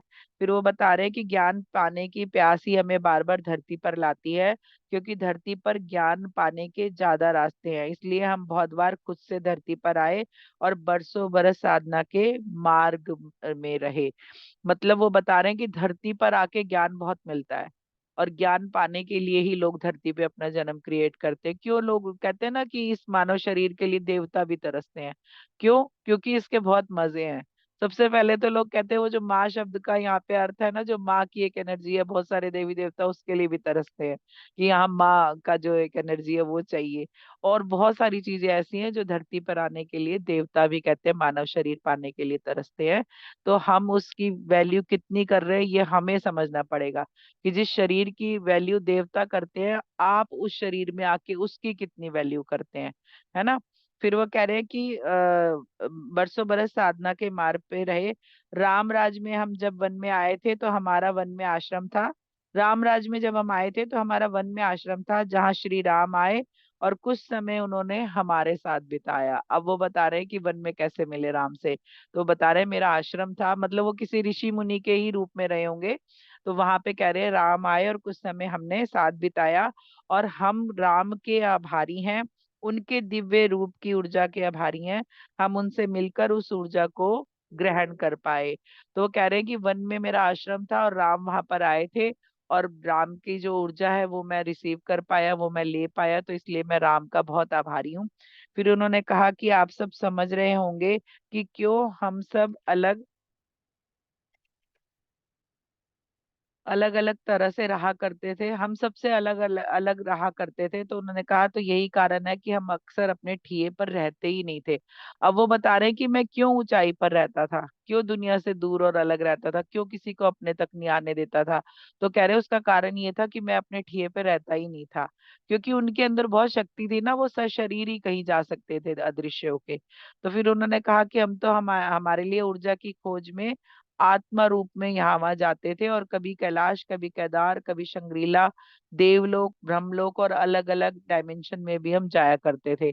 मतलब वो आत्मा रूप में भी घूमते थे और सशरीर भी कहीं भी जा सकते थे। तो वो कह रहे मैं आत्मा रूप में जो हूँ लोकों में घूमा करता था, अलग अलग डायमेंशन में, और लोकों में, ये जो उन्होंने नाम गिनाए हैं सारे, तो वो कह रहे हैं कि मैं वहां पे घूमा करता था और वहां पे ज्ञान पाने जाया करता था। और फिर उन्होंने कहा कि अलग अलग आयामों में भी अब जाया करते थे, तो हम वहां क्या करते थे, ये आपका अगला सवाल होगा।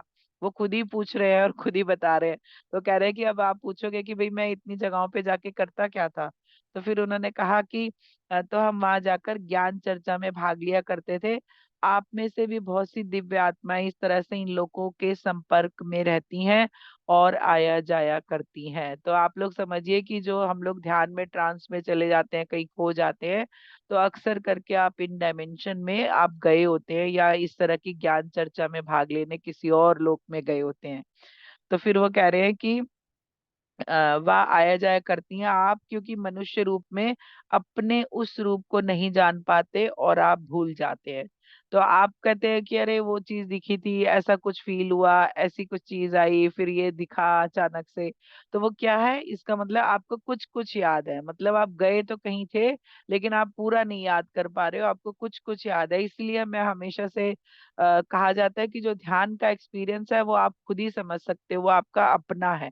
बाहर वाला हो सकता है बता रहा हो सकता है सही भी बता रहा हो, लेकिन कभी कभी जो है अपने आप एक्सपीरियंस को आप खुद से डिकोड करेंगे तो आप ज्यादा अच्छे से कर पाएंगे। क्योंकि आप जो है अलग अलग जगहों पे जा रहे हैं और अलग अलग एनर्जी फील कर रहे हैं। वो जो फीलिंग उस समय की होती है वो सिर्फ आप ही अपने में जान सकते हैं। ठीक है। फिर वो बता रहे हैं कि आप जो है मनुष्य रूप में, इसलिए आप भूल जाते हैं। पर जब आप अपनी ऊर्जा के उच्च रूप में होते हैं तो आप ये सब जान पाते हैं। अभी मान लो कि वो बता रहे हैं कि मैं तो जान के जाया करता था कि मुझे उस लोक में जाना है। तो कह रहे हैं कि ऐसे ही जब आप उच्च ऊर्जा में होते हो अपनी, तो आप जानबूझ के जाते हो और आप वहां का ज्ञान अपने में समेट के लाते हो। लेकिन आप मनुष्य रूप में अगर हाई एनर्जी में हो तो ही आपको याद रहेगा कि आप कहाँ गए थे, और नहीं तो आपको नहीं याद रहेगा। तो कह रहे हैं अगर आप जानना चाहते हैं तो ऊर्जा को बढ़ाएं, मतलब आप जानना चाहते हैं तो अपनी ऊर्जा को बढ़ाएं। आप ध्यान में ज्यादा बैठे, आप जो है भक्ति में भी, आप ऐसा नहीं कि ध्यान ही सब कुछ चीज है, आप भक्ति में भी जा सकते हैं उस मार्ग पे। क्योंकि आप भक्ति की भी एक पराकाष्ठा जो होती है ना, वो ध्यान पे ही खत्म होती है। कभी आप देखिए, अगर आप मंत्र जप कर रहे हैं और आपको मंत्र याद है, तो कभी आंख बंद करके आप मंत्र जप करिए, आप उसमें भी कहीं और विलीन हो जाएंगे, आपको पता ही नहीं चलेगा आप मंत्र कब करते करते कहीं और चले गए कुछ समय के लिए। तो दोनों ही मार्ग जो है वो ईश्वर की प्राप्ति के हैं। भक्ति मार्ग भी है, ध्यान मार्ग भी है, बहुत सारे मार्ग है। कर्म जो योग कहते हैं, कर्म कर्मा करके भी आप ईश्वर को पा सकते हैं अगर आपके अच्छे कर्मा है। तो आप किसी भी मार्ग को अपना के सच्चाई के रास्ते से चलेंगे तो आपको जरूर ईश्वर की प्राप्ति होगी।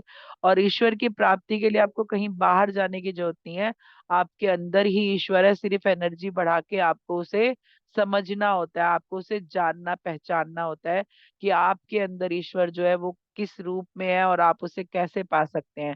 क्योंकि जो मैंने जो दीक्षा ली थी, जब मैंने पहली दीक्षा ली थी, तो वो जो अनहद नाद जो होता है वो मैंने बहुत क्लियर सुना था।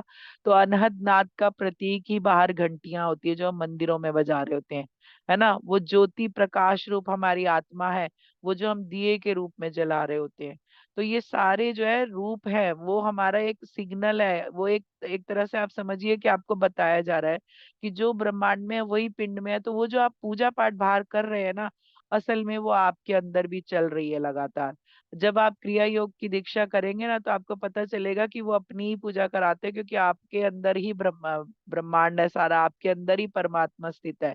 तो उस परमात्मा के अंश को अगर आप अंदर समझेंगे कि मेरे अंदर परमात्मा है, मैं उसी का ही रूप हूँ, तो आप शरीर रूप से बहुत जल्दी अलग होके आत्मा रूप में अपने को पहचान सकते हैं।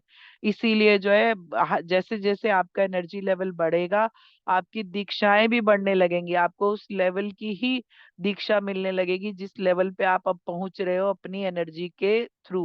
मतलब आपने अपनी एनर्जी बढ़ा ली तो आपका, अब कई लोग कंफ्यूज होते हैं, हमने तो उन गुरु की दीक्षा ले रखी है, हमने तो उनकी दीक्षा ले रखी है।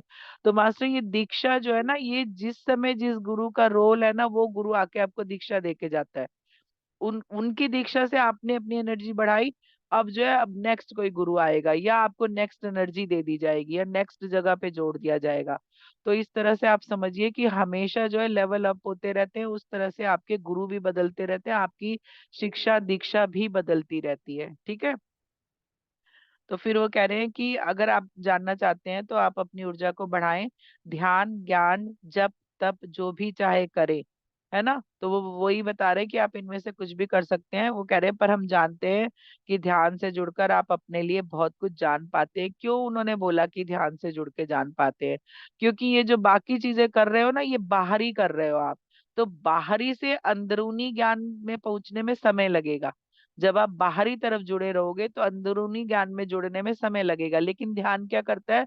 अंदर ही ले जाता है। वो आंख बंद करते ही आप बाहरी चीजों से कट के अंदर जुड़ जाते हो। तो जब अंदर जुड़ जाते हो तो अंदर जो भी कुछ चल रहा है आप उससे कनेक्ट हो जाते हो। तो इसलिए वो कह रहे हैं कि ध्यान से आप अपने लिए बहुत जल्दी जान पाते हो। इसलिए ध्यान से जुड़े और आगे बढ़े।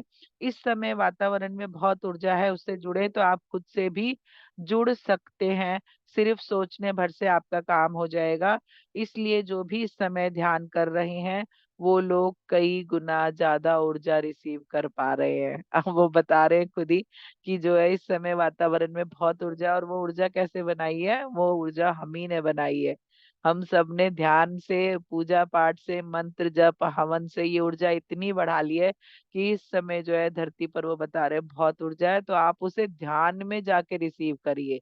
क्योंकि ध्यान में मैंने कहा ना बहुत जल्दी मिलती है। क्योंकि आप जिस शेप में बैठे हो वो पिरामिड शेप है, और सिर के ऊपर से एनर्जी कनेक्ट होके सीधा मिल रही है आपको, है ना। और आप अंदर में जुड़े हुए तो अंदर भी जो एनर्जी आप उसे भी समझ पा रहे हो और उस एनर्जी को अपने अंदर फैला भी पा रहे हो, जो यूनिवर्स आपको लगातार फ्री ऑफ कॉस्ट दे रहा है।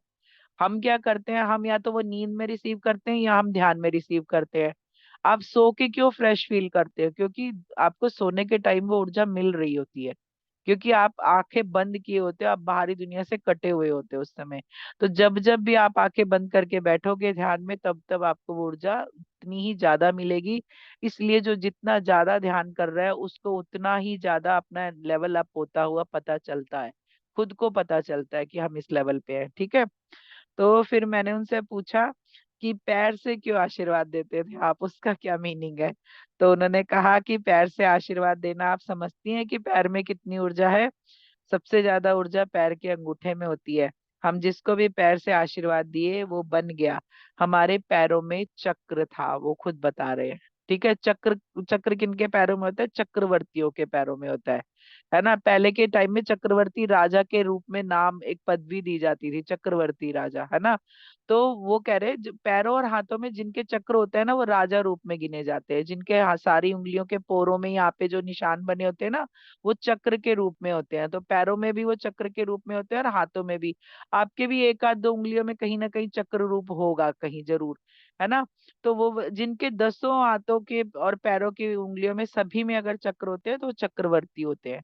वो जो है एक तरह से राजा के समान जीवन जीते हैं। आप सब लोग हाथ मत देखिएगा प्लीज।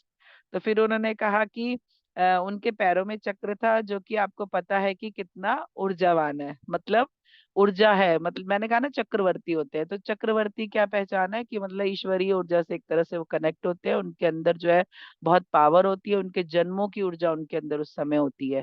तो फिर वो बता रहे हैं कि इसलिए हम पैर से आशीर्वाद दिए और धकियाए भी, मतलब धक्का भी दिया मैंने, क्योंकि वो देने का ही उनका वही तरीका था। इंदिरा को भी कहते हैं उन्होंने जब पैर मारा था ना और हाथ ऐसे दिखाया था, तो मैंने ये पढ़ा है, पता नहीं सच है कि नहीं। तो कहते हैं इसलिए उसी हाथ को उन्होंने अपना चुनाव चिन्ह बनाया था और वो जीत गई थी, है ना। तो फिर उन्होंने कहा कि जा बन जा और फिर मत आ। वो पैर से धक्का देते थे कि ठीक है जो तू मांग रहा है ना, जा ले ले, लेकिन अब यहाँ दोबारा मत आना। लेकिन कह रहे कि फिर भी लोग माने नहीं। आशीर्वाद, पहले तो आशीर्वाद लेने आए, फिर वो जब फलित हुआ तो वो फिर आए। इस तरह से लोगों का सिलसिला जो है चलता ही रहा। तो फिर मैंने उनसे कहा कि आप कुछ संदेश देंगे हमें? तो उन्होंने कहा कि जी संदेश देना है। ज्ञान ही कहें कि सांसों का ध्यान जो है वो सांसों का साधे, और सांसों के साधने से सब सज जाएगा, जीवन भी और परलोक भी। क्योंकि सन्यासी को सांसें साध कर ही अपने आप से जीवन जीने की कला आती है। तो वो कह रहे हैं कि देखिए आप सांसों को साधना सीखिए, है ना। ध्यान साधना मतलब ध्यान तो आप कर रहे हो लेकिन साधने की कोशिश कर रहे हो। तो इसलिए ध्यान और साधना एक साथ आता है कि हम अभी मन और सांस को साधने का प्रयास कर रहे हैं। तो वो कह रहे हैं कि जो लोग भी अपने जीवन में रहते सांसों को साध लेते हैं, उनका ये लोग तो सुधरता ही है, वो परलोक भी अपना सुधार लेते हैं। और सन्यासी इसलिए उस ऊर्जा में रह पाते हैं क्योंकि वो अपनी सांसों को साध पाते हैं। तो और वो फिर कह रहे हैं कि अगर आपने सांसों को साध लिया तो कह रहे हैं आपको जीवन जीने की कला भी आती है। तो कह रहे हैं तो इस संसार में अपनी ऊर्जा के बल पर आप किसी भी परिस्थिति में रह सकते हैं। मतलब आप ध्यान में जुड़े हैं ना, तो आपके अंदर एक एनर्जी आती है, एक बल मिलता है आपको कि आपके जीवन में कुछ भी चल रहा हो आप उसको बहुत अच्छे से हैंडल कर लेते हैं। आप कहीं भी हारते नहीं है, आपका दिमाग हमेशा सही वे में काम करता है। सब क्यों दिमाग सही वे में काम करता है? क्योंकि ध्यान से जुड़ने के बाद आपके अंदर शांति आती है। सबसे पहले मन बहुत शांत हो जाता है, क्योंकि जब मन बेचैन होता है तो ध्यान होता ही नहीं है ना। तो जैसे जैसे आप ध्यान की ऊर्जा बढ़ाते हैं, तो अगर वो बेचैनी भी होती है ना कभी किसी वजह से, तो वो भी थोड़ी देर के लिए होती है। जैसे ही आप ध्यान में जाते हो वो बेचैनी फिर से हट जाती है और आप अपने अंदर की शांति को महसूस करते हो। और जब मन शांत होता है ना, तभी आप सही फैसले भी ले पाते हो, सही तरीके से सोच पाते हो। जीवन जीने की कला आप में आती है कि जीवन जी के चले जाना नहीं है, जीवन को जीना है, उसको एंजॉय करना है ना। तो वो बता रहे हैं कि जीवन जीने की कला आती है और आप किसी भी परिस्थिति में रह सकते हैं। फिर कह रहे हैं उसे जो है संसार के दुख सुख परेशान भी नहीं करते। क्यों? क्योंकि हम साक्षी भाव में आ जाते हैं, है ना। क्योंकि हमें पता है कि अगर ये दुख आया है ना तो सुख भी आएगा, तो इसको शांति से बिता लेना है। तो इसलिए वो कह रहे हैं कि दुख सुख उसे परेशान नहीं करते, साक्षी भाव में वो आ जाते हैं। कोई सर्दी गर्मी भी नहीं, कुछ भी नहीं। तो आप देखना ऋषि मुनि संत वंत कैसे रहते हैं, एक एक कपड़े में रहते हैं, और वो कितनी सर्दी हो तब भी उसी में रहते हैं, और हम जो है ओढ़ ओढ़ के बैठ के भी कांपते रहते हैं, है ना। आप देखना कोई कोई वीडियो आपको मिलेंगे जो पहाड़ों में, बर्फ के पहाड़ों में जो है एक एक जो है वो पहने हुए, वो लोग वृक्षाला पहने हुए वहां पे साधना कर रहे हैं, नमः शिवाय जप रहे हैं।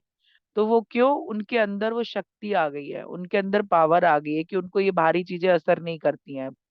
फिर वो बोल रहे हैं कुछ भी नहीं, क्योंकि जब सांसों को साधा जाता है तो एक अवस्था में सांसों का अस्तित्व ही समाप्त हो जाता है, और जो है कुछ समय के लिए आप बिना सांसों के जी रहे होते हो। इसलिए भी उनकी उम्र लंबी होती है। दोनों यही कारण है कि एक तो क्या होता है, सांस जो है जितनी धीमी चलती है ना, उतनी आपकी जो है आपकी यात्रा अच्छी होती है, जीवन अच्छा होता है आपका। अब देखिए सांस कैसे, अभी कुत्ता कितनी गहरी गहरी सांसें लगातार लगातार लेता है, उसकी कितनी कम उम्र होती है।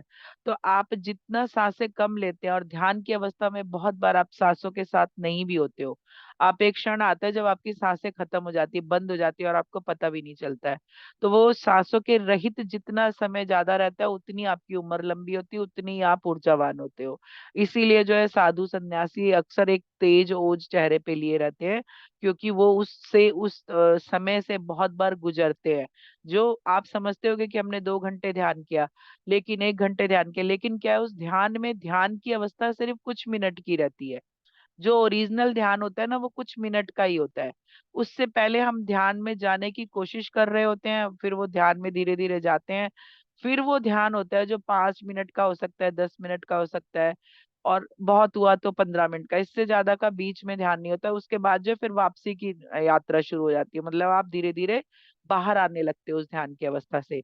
तो उसके बाद वो बता रहे हैं कि जो है सांसों का अस्तित्व ही खत्म हो जाता है, और कुछ समय आप बिना सांसों के जी रहे होते हैं। यही रहस्य है साधु संतों के लंबी उम्र जीने का। क्योंकि आप समझो कि कहते हैं ना कि गिन के सांसें मिली हैं। अब वो गिन के मुझे 100 सांसें मिली हैं, अब मैंने जो है 100 सांसें जो है बिताया, जीवन चली गई। लेकिन अगर मैं ध्यान में हूँ तो हो सकता है मैंने जो इतना समय ध्यान किया तो मेरी 20 सांसें बच गई। तो अब मेरी 120 सांसें नहीं हुई, लेकिन मैंने 20 सांसें कम ली ना, तो वो 20 सांसों का मेरा जीवन बढ़ गया, है ना। तो इस तरह से आप जितनी देर जो है सांसों के साथ रहते हैं, उसमें से कुछ समय बिना सांसों के रहते हैं, इसलिए जो आपकी लाइफ अच्छी होती है और आपका जीवन लंबा होता है इस वजह से। फिर वो कहते हैं सांस रहित ये अवस्था आपकी साधना के उच्च स्तर की है। मतलब जब बहुत अच्छी एनर्जी में होते हो, जब हाई एनर्जी में होते हो, तो वो थोड़ी देर वो अवस्था आती है कि जब आप सांसों के बिना होते हो। तो कह रहे हैं, और इसमें जो है बहुत गिने चुने लोग ही पहुंचते हैं। जो तो इस अवस्था के लिए आपको साधना को बढ़ाना पड़ता है। तो कह रहे हैं ये जो मैं अवस्था बता रहा हूँ बिना सांस की, ये इसमें बहुत थोड़े मोड़े लोग ही पहुंच पाते हैं, ऐसा नहीं कि सब पहुंच जाते हैं, बहुत कम लोग, गिने चुने लोग पहुंचते हैं। तो इस अवस्था के लिए कैसे आपको पहुंचना होगा? इस अवस्था में आपको अपना ध्यान का समय बढ़ाना होगा। और अगर आपको आप अगर समझे तो आपको मौन का ध्यान करना होगा। मौन का ध्यान मीन्स जब कुछ ना हो, बाहर कोई म्यूजिक नहीं, और अंदर भी शांति, वो उस समय वो ध्यान जो आप करते हो ना, उससे आप ज्यादा एनर्जी फील कर पाओगे। ठीक है। तो फिर वो कह रहे हैं तभी इस अवस्था तक पहुंचते हैं, इसलिए संत समाज जो है, ऋषि मुनि ज्यादा करके समाज से कटे रहते हैं, इसीलिए वो लोग जो है दुनिया से अलग दूर रहते हैं। वो ही समाज से जुड़ते हैं जिन्हें समाज के लिए कुछ करना होता है। समाज में कौन से ऋषि मुनि संत जुड़ते हैं? जो है आपको मोटिवेशनल वे में बात करते हैं, आपसे आके वहां पे सत्संग करते हैं, है ना, आपको जीवन जीने का तरीका सिखा रहे होते हैं। तो कह रहे हैं वही संत जो है समाज में रहते हैं, जिनका काम है समाज को आगे बढ़ाना, समाज की सेवा करना, वही लोग समाज में जुड़े रहते हैं। नहीं तो ज्यादातर जो है संत समाज जो है वो दुनिया से दूर अलग अपने एक माहौल में रहते हैं, है ना। तो फिर वो कह रहे हैं कि या ज्ञान देना, मतलब वो आपको ज्ञान दे रहे हैं जीवन जीने का, और अध्यात्म से जोड़ने का उनका काम है। ये जितने भी संत समाज है ना हमारे, जो हमारे बीच में है गुरुओं के रूप में है, वो हमें जीवन जीने का तरीका सिखाने के लिए हमसे जुड़े हुए हैं। उनकी यात्रा है ये, हर एक इंसान अपनी यात्रा, जैसे कहते हैं ना सोल पर्पस लेके आता है, तो ये उनका सोल पर्पस है कि समाज को अध्यात्म के साथ जोड़ने के साथ साथ जीवन के तरीके सिखाना। इसीलिए बहुत सारे गुरुओं के पास आप जाओ तो वो दोनों तरह की एनर्जी आपको देते हैं, है ना, दोनों तरीके बता रहे होते हैं।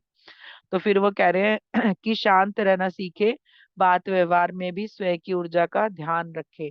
मतलब हम अपनी ऊर्जा कैसे खत्म करते हैं? चीख चिल्ला के, अपने को टेंशन में लाके, गुस्सा करके, ये हमारी ऊर्जा जो है वेस्ट हो रही है, हम अपनी जमा की हुई ऊर्जा को बाहर फेंक रहे हैं, वेस्ट कर रहे हैं। तो आपने अगर अपने अंदर की ऊर्जा को अगर संभालना है तो आप सबसे पहले शांत रहना सीखे, गुस्सा करना बंद करें। क्यों? गुस्सा करने से कुछ भी नहीं होता मास्टर, सिर्फ बात ही बढ़ती है, बहस होती है और बात बढ़ती है, और क्या होता है, रिलेशन खराब होता है। जब आप शांत रहना सीखेंगे ना तो सबसे पहले तो अपनी ऊर्जा को बचा पाएंगे, आप एक ध्यानी होने का मतलब समझ पाएंगे, और दूसरों को भी समझा पाएंगे कि कैसे भी सिचुएशन में ध्यानी किस तरह का व्यवहार करता है। ये आपकी एनर्जी से ध्यान का मैसेज जा रहा है, समझो कि आप अगर उस तरह की एनर्जी में हो तो ध्यानी हो, तो इसका मतलब पॉजिटिव असर लोगों पे जाएगा, और वो ध्यान की ओर अट्रैक्ट होंगे कि हाँ, ध्यान में आने के बाद इनमें ये बदलाव आया है। तो आप जाने अनजाने भी ध्यान को प्रचार प्रसार कर रहे हो इस तरह से भी। ठीक है। तो फिर वो कह रहे हैं कि बात व्यवहार में भी स्वयं की ऊर्जा का ध्यान रखें, सभी के लिए संदेश है, जीवन के लिए भी और जीवन के बाद के लिए भी, आत्मा लोक में भी यही काम आएगा। मतलब अपने आप को शांत रखना। वो कह रहे हैं कि ये जो सारे मैंने आपको मैसेज दिए हैं, ये आपके इस दुनिया के लिए तो काम आएंगे ही आएंगे, आपकी उस दुनिया के लिए, परलोक के लिए भी आपके काम आएंगे, और आप अपना परलोक भी सुधार पाएंगे। इससे ही आप जुड़े और अपने लिए रास्ता बनाए। इस समय ध्यान को बढ़ाने और फैलाने की जरूरत है, बच्ची, है ना। आप देखना यूपी के लोग ना बच्ची कह के बहुत बात करते हैं, यूपी बिहार में ये चलन है। तो ऐसे ही वो मुझे बच्ची कह रहे हैं कि इस समय जो है ध्यान को बढ़ाने और फैलाने की बहुत जरूरत है। ये संदेश सबको दीजिए, और देखे कि लगातार आप संदेश लेती रहे। फिर डांट पड़ रही है मुझे कि आप लगातार जो है संदेश लेती रहे, जिससे इससे आगे का ज्ञान आप सबको दिया जाए और सबकी मदद की जाए। तो लगातार सभी आत्मा लोगों की आत्माओं से जुड़े और इस दुनिया को ये संदेश दें। मतलब ये वो मेरे लिए कह रहे हैं कि आप जो है लगातार हर लोग की आत्मा से जुड़िए, और वहाँ के संदेश जो है यहाँ लोगों को दीजिए, इस दुनिया के लोगों को दीजिए। धन्यवाद आपका इतना समय देने के लिए, और आगे भी बहुत कुछ बताएंगे, जुड़े रहे हमसे। राम राम, सीताराम सीताराम सीताराम, सभी के बाबा देवरहा बाबा। ऐसा कह के वो गए, मतलब सभी के बाबा देवरहा बाबा करके वो गए। और राम राम वो बहुत जपा करते थे, और सबको कहते भी थे कि राम नाम जपिए। तो इस तरह से वो गए, ये थी उनकी जो है उनके संदेश। तो अब इस पे आप कुछ भी शेयरिंग कर सकते हैं अपनी। जी। हेलो आत्मा वंदन मैम। मेरा एक क्वेश्चन था। मैंने जी। यूट्यूब पे आपका देवी माँ की चैनलिंग देखी थी, मतलब उनके ऑटो राइटिंग मैसेज। तो हम्म। मैं ये पूछना चाह रही थी कि आपको देवी माँ के दर्शन हो गए? मतलब उन्होंने आपको दर्शन दिए थे या आपको मैसेजेस मिले? आप इसका मतलब ध्यान से नहीं सुनते हो मेरे मैसेज? मैं सुनी, बट मेरे को थोड़ा कंफ्यूजन है। देखिए, मैं हमेशा से कहती हूँ कि देवी माँ भी प्रकाश रूप ही है, तो इसलिए जो है वो प्रकाश रूप के ही दर्शन होते हैं उनके मुझे। तो मुझे अच्छा बहुत दिन से जो है देवी देवताओं के रूपों के दर्शन बंद हो चुके हैं, जी क्योंकि वो जो उनका जो रूप है ना, मुझे वो उनका प्रकाश रूप ही दिखता है या नहीं दिखता है। जी तो मैंने जहाँ पे वो लोग दिखे हैं ना, मैंने वैसा ही बताया भी है बहुत जगह पे कि वो मुझे ऐसे दिखे। जी जी, वो आपके ऑटो राइटिंग में मैंने सुना ध्यान से, बट माँ का आपका उतना आपने नहीं डिस्क्राइब किया था मेरे को, इसलिए नहीं कंफ्यूजन हुआ नहीं, कि माँ माँ का जो है ना, वो जो जब चैनलिंग हुई थी उस समय नवरात्र चल रहे थे, तो उस समय जो है एक किसी एक चैनलिंग में मैंने बताया है कि मुझे शायद सरस्वती माँ के कि किसके दर्शन हुए थे, या जी तो जी मेरी राइटिंग में लिखा हुआ है कि मुझे उनके दर्शन हुए थे। तो ऐसा नहीं है कि हर एक में मुझे दर्शन होते हैं, ऐसा नहीं होता है। बहुत कम होता है कि मुझे, जैसे रावण के हुए थे, मैंने बताया, जी, सीता माँ के भी हाँ हुए वो थे, है ना। प्रार्थना कर रहे थे, बड़ा सा हाँ शिवलिंग हाँ था। हाँ हाँ। और मुझे धरती माँ के हुए थे दर्शन, कि धरती माँ जो है बहुत विशाल सी मुझे दिखी थी। तो जहाँ पे दिखते हैं ना वो लोग, वहां मैं बताती हूँ। जी, थैंक यू मैम। जी थैंक यू वृंदा जी। बहुत जी। अच्छी जानकारी मिली इनके बारे में, क्योंकि बहुत ज्यादा तो नहीं सुना हुआ, लेकिन सुना है। और मेरे ख्याल से इन्होंने शरीर भी अपना 80s में छोड़ा है, बाद हाँ, में जब। 19 जून 90 को वृंदावन में शरीर छोड़ा था इन्होंने। जी जी हम्म। जी। तो उस समय मैं अपने पहले गुरुजी के साथ जुड़ी हुई थी, तब उन्होंने बताया था कि मुझे तो इतना अफसोस मथुरा होता है में। ना। हाँ, मुझे जी बहुत अफसोस होता है कि बताओ 90 तक थे और हम नहीं देख पाए, हम नहीं जी, दर्शन कर पाए। यही यही हम्म, मुझे पता है कि तब हम लोग हम्म, थे, और उन्होंने बताया था कि ऐसा ऐसा हो गया। जी क्योंकि उस जी। समय मोबाइल वगैरह तो थे नहीं, नहीं टीवी पे था। जो न्यूज आ गई वो एक बार आके वही। खत्म हो जाती थी, पता हाँ नहीं हाँ चलता। हाँ, बिल्कुल। तब उन्होंने अग, मुझे बताया, ये बात मुझे याद है अगर कि 90s में वो उन्होंने अपना शरीर त्यागा है तो उसकी उनकी तो फिर ऐसे पिक्चर होगी ना। हाँ, है हाँ ना, उनकी हाँ, पिक्चर बहुत सारी है। बिल्कुल बिल्कुल। बहुत हाँ। सारी है, आप ढूंढोगे तो मिल हम्म, जाएगी उनकी, वो मचिया पे बैठे हुए आशीर्वाद, उनका इंटरव्यू भी है एक। आप यूट्यूब पे सर्च करो, उनका इंटरव्यू भी है, बहुत सुंदर एक। यूट्यूब पे उनकी वीडियोस भी हैं काफी। हाँ, उनका एक पूरा इंटरव्यू है, जो ऊपर से वो बोल रहे हैं, नीचे से कोई पूछ रहा है ना, देवराह बाबा इंटरव्यू करके डालोगे तो आ जाएगा। Okay okay, thank you. Thank जी। जी।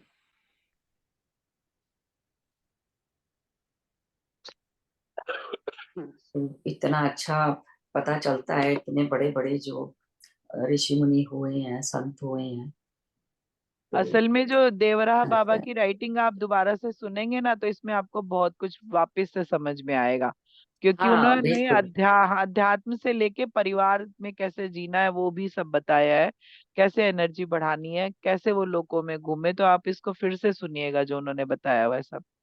ऐसी तो उनकी बहुत लंबी साधना है ना, जो उन्होंने हम्म बताया है कि इतने वर्ष वो रहे हैं ना, 900 साल या कैसे, और हम्म। 7 जन्म लिए हैं, तो इसका मतलब उनकी तो तपस्या ही बहुत ज्यादा हो गई ना। हाँ, तो वो तो बता रहे हैं ना कि मैं तो और लोगों पे भी जन्म लेके आया हूँ, मतलब उन्होंने जी। 108 लोगों के बाद की गिनती बताई है, कि मेरा 165 जो एक सौ है मतलब। पैंसठ 108 के बाद 165 जितने डायमेंशन है ना, मैंने उनमें भी जन्म लिया है। तो उनकी अच्छा, अगर अभी देख। ये हम्म, जो डायमेंशन अगर हम फिफ्थ में बोल रहे हैं कि शिफ्ट होंगे, तो ये जो 165 डायमेंशन ऑलरेडी हो चुकी हो चुकी नहीं है, है वो है। प्रेजेंट हम है। अभी फिफ्थ में जा रहे हैं, ओके ओके। लेकिन हम फिफ्थ में जा रहे हैं। अगर आप एक मेरी राइटिंग सुनोगे, हम किस ग्रह से आए हैं करके, कभी यहाँ पढ़ूंगी मैं, तो उसमें है ये बात कि आप जो है कहाँ कहाँ से आए हैं, उसमें सब बताया हुआ है। अच्छा जी। मैं जो हूँ 700 प्रकाश वर्ष दूर कोई ग्रह है, मैं वहां से आई हुई हूँ यहाँ पे। अच्छा अच्छा। वो प्रॉपर मेरे लिए आया हुआ है कि तुम जो है वहां से आई हो। बट वो वाह। तो चलो, आप राइटिंग करती हैं तो आपको पता लगा या कैसे?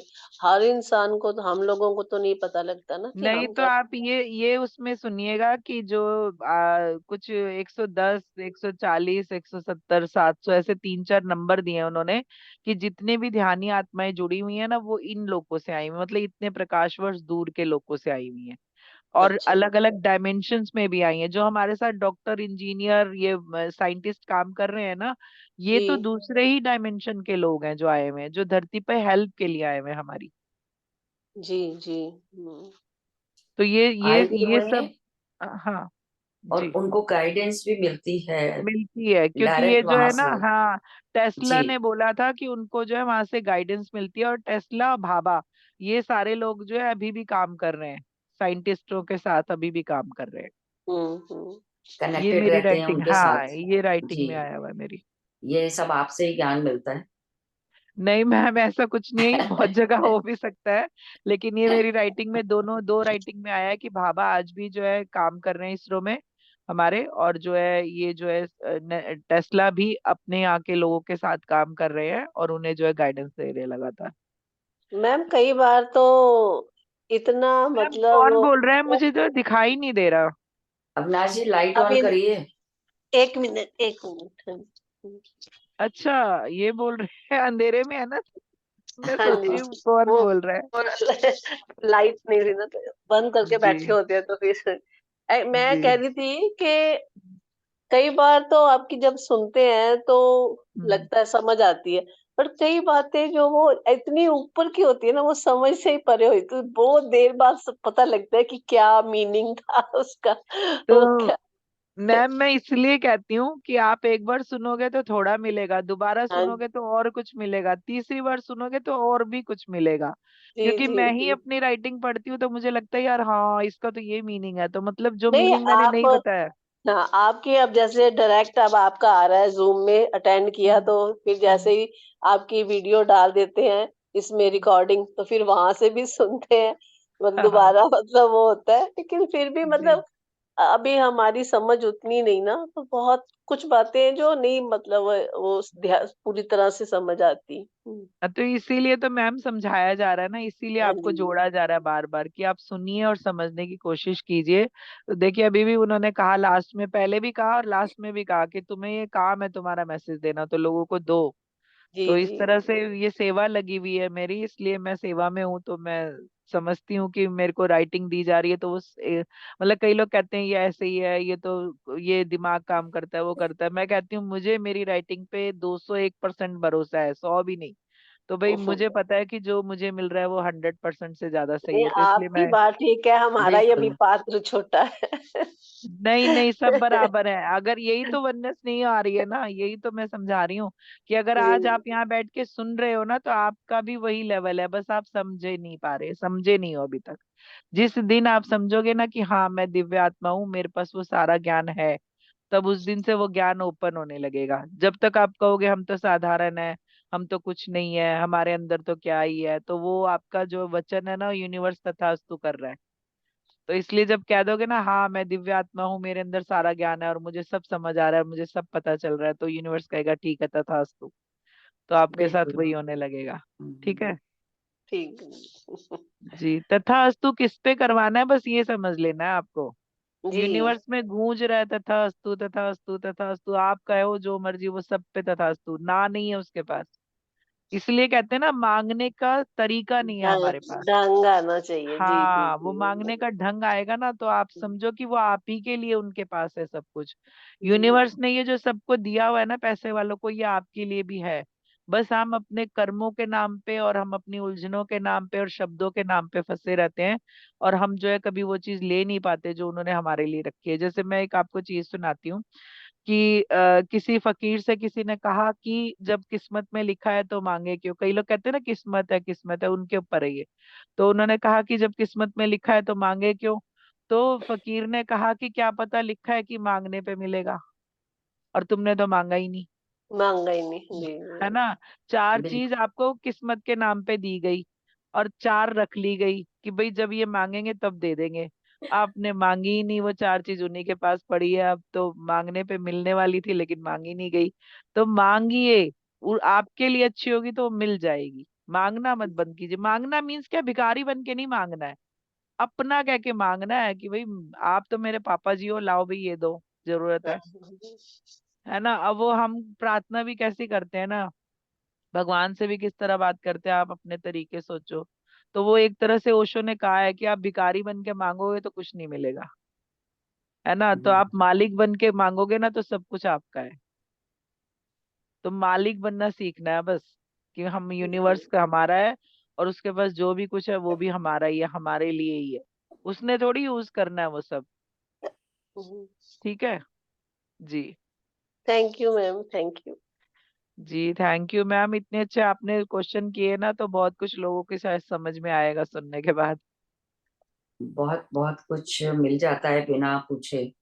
जी, शब्दों से जी, तभी पितामह ने वाक शक्ति को इतना जोर दिया है, सोच जोड़ सोच के दिया। बोलो, हाँ सोच सोच के सोचो, सोच सोच के बोलो। कि मुंह से हाँ। निकला शब्द वापिस नहीं पूरा आता। शक्ति का होता है, तो ऐसे ही कुछ भी नहीं बोलना मुंह से, सोचना एनर्जी है भी ना। नहीं है। हाँ, हर एक चीज की एनर्जी है, वो क्रिएट हो जाएगी आपके लिए। इसीलिए ठीक बात। पॉजिटिव रहने को बोला जाता है कि कैसी भी खराब सिचुएशन हो हमेशा पॉजिटिव रहो। जब पॉजिटिव रहोगे तो कैसी भी सिचुएशन में पॉजिटिव ही अट्रैक्ट होगा। है नहीं ना, मैम, लेकिन ध्यान में आने से ये चीज तो आई है, हम्म पॉजिटिव थॉट्स तो आए हैं, ये तो हम्म, मतलब अपने मुंह से कहने का कि ये मानने की बात है कि हाँ सोच में फर्क आया है। ये भी है, और खाली समय में भी फालतू विचार आते ही नहीं है। नहीं आते हैं अपने आप। हाँ, मतलब यही है कि अकेले भी हैं वो तो कुछ खत्म हो नहीं गया है। अकेले, हाँ, वो चीज नहीं है, बिल्कुल। जी जी जी। ये सब चीजें हम एक्सपीरियंस करते हैं तब समझ में आती हैं, अपना जी जी। इंट्रोस्पेक्शन जनरली करते डिस्कशन होती है तो कोई बात होती है ना, तो आप अपना एनालाइज करते हैं कि हाँ मुझ में कैसे फीलिंग्स आ रही हैं, क्या चेंजेस हैं। आई हैं, हाँ, तो तभी बिल्कुल। पता लगता है जी।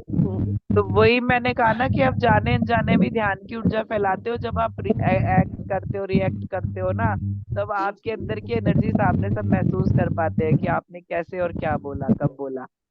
अगर आपने शांत रह के बोला तो पता चलेगा अच्छा ध्यान करते हैं ना इसलिए ऐसे बोल रहे हैं, है ना।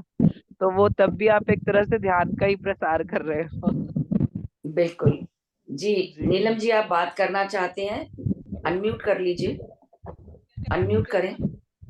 जैसे हम पहले ज्यादा पूजा वूजा भक्ति करते रहते आपकी वॉइस नहीं आ रही है। एक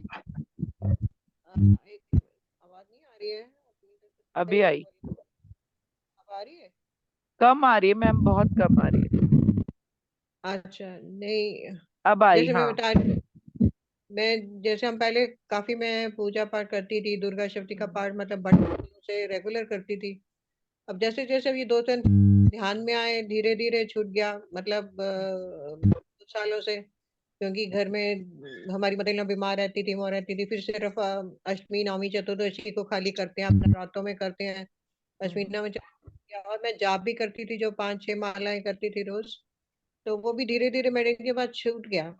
तो वो करते रहना चाहिए, या कि मतलब धीरे धीरे वो चीजें छूटती जाती हैं, या क्या मतलब होना चाहिए? देखिए मैं ना इस पे अपना एग्जाम्पल देती हूँ कि जब मैंने पहली बार ज्ञान लिया था ना आशुतोष महाराज जी से, तो वहां पे कहा गया था कि मंदिर हटा दो घर से। तो हम्म तब मीनिंग समझ नहीं आया, आके फटाफट फटाफट मंदिर हटा दिया। तो उसके बाद क्या हुआ, फिर वो थोड़ी सी जैसे कुछ दिन बाद अजीब अजीब लगने लगा कि यार मंदिर नहीं है घर में, है ना। तो जैसे क्या मन अभी भी वहीं उलझा था मंदिर में। हाँ मैम म्यूट कर दीजिए। हाँ जी। तो हम्म। मन जैसे वहीं अटका हुआ था, तो उठा के कुछ दिन बाद फिर से वापस से अपना मंदिर लगाया। तो आपको ये समझना है मेन बात कि मंदिर कब हटाना है। मंदिर कब हटाना है, जब आप उस लेवल पे आ जाओ कि आपको समझ आए कि जो मंदिर में है ना वो मेरे अंदर है। तब हम्म आपके अंदर जो अंदर से आएगा ना, तब आप मंदिर में नहीं जाओगे। खुद ही मंदिर है अभी तब भी मन नहीं करेगा आप पूजा करने का। क्यों? क्योंकि आपको पता है कि जो सब बाहर चल रहा है ना वो तो मेरे अंदर ही है, क्योंकि आपने अंदर महसूस कर लिया है। तो उस स्टेज पे अगर आप मंदिर हटाते हो या मंदिर में नहीं जाते हो तो चलता है। लेकिन अगर आपके अंदर नहीं आया अभी तक ये भाव, आपने दीक्षा ले ली, जैसे मैंने दीक्षा ले ली थी, ज्ञान ले लिया था, और अमेजिंग, मतलब वो गुरु की तो उनकी महिमा ही मैं क्या कहूँ, जो जो मुझे एक्सपीरियंस हुए। लेकिन थोड़े दिन बाद फिर लगने लगा खाली खाली सा, नहीं मंदिर तो चाहिए, मंदिर तो मंदिर वापस से रख लिया। तो जब आप एक उस स्टेज पे आओगे ना कि आपके अंदर जो एनर्जी है वो समझ रहे हो कि वही मंदिर में रखी है, तो उन्हीं को मैं पूज रही हूँ, मतलब मेरे अंदर वाली, तब आप मंदिर में नहीं जाओगे। आपका पूजा में मन नहीं लगेगा, आपका किसी भी चीज में, पूजा नाम की किसी भी चीज में मन अंदर से आएगा ही नहीं। और जब मैं कहती हूँ कि जब अंदर से नहीं आता तो भाव आते ही नहीं, तो आप उस भाव से वो कर भी नहीं पाते चीजें, है ना। तो वो अंदर की एनर्जी, इसका मतलब आपकी बढ़ रही है, आप अंदर से जुड़ पा रहे हो, इसलिए आपकी बाहरी चीजों में इंटरेस्ट कम होता जा रहा है। तो वो अंदर से आ रहा है आपके। और देखो, ऐसा नहीं कि आपने बंद कर दिया तो उससे कुछ कमी है। आप मत करिए ये सब, लेकिन कभी कभी मंदिर में जाके ऊर्जा लीजिए बैठ के पिरामिड के नीचे। ये तो है, जैसे ज्यादा टाइम लगाते थे वो कम होता जाता है। हाँ, वो अंदर से ही आता है मैम, और वो अंदर फिर से ही आता है। जब मैं माला वगैरह जपती थी ना, तो मुझे हम्म। जैसे कलर दिखाई देते थे, और कभी कभी मतलब पता ही नहीं चलता था, शुरू में माला हाथ से छूट जाती थी, पता ही नहीं चलता हाँ, था। ये फिर मैंने अभी शेयर किया था ना कि एक स्टेज आती है जब आप ध्यान में चले जाते हो माला जपते जपते भी।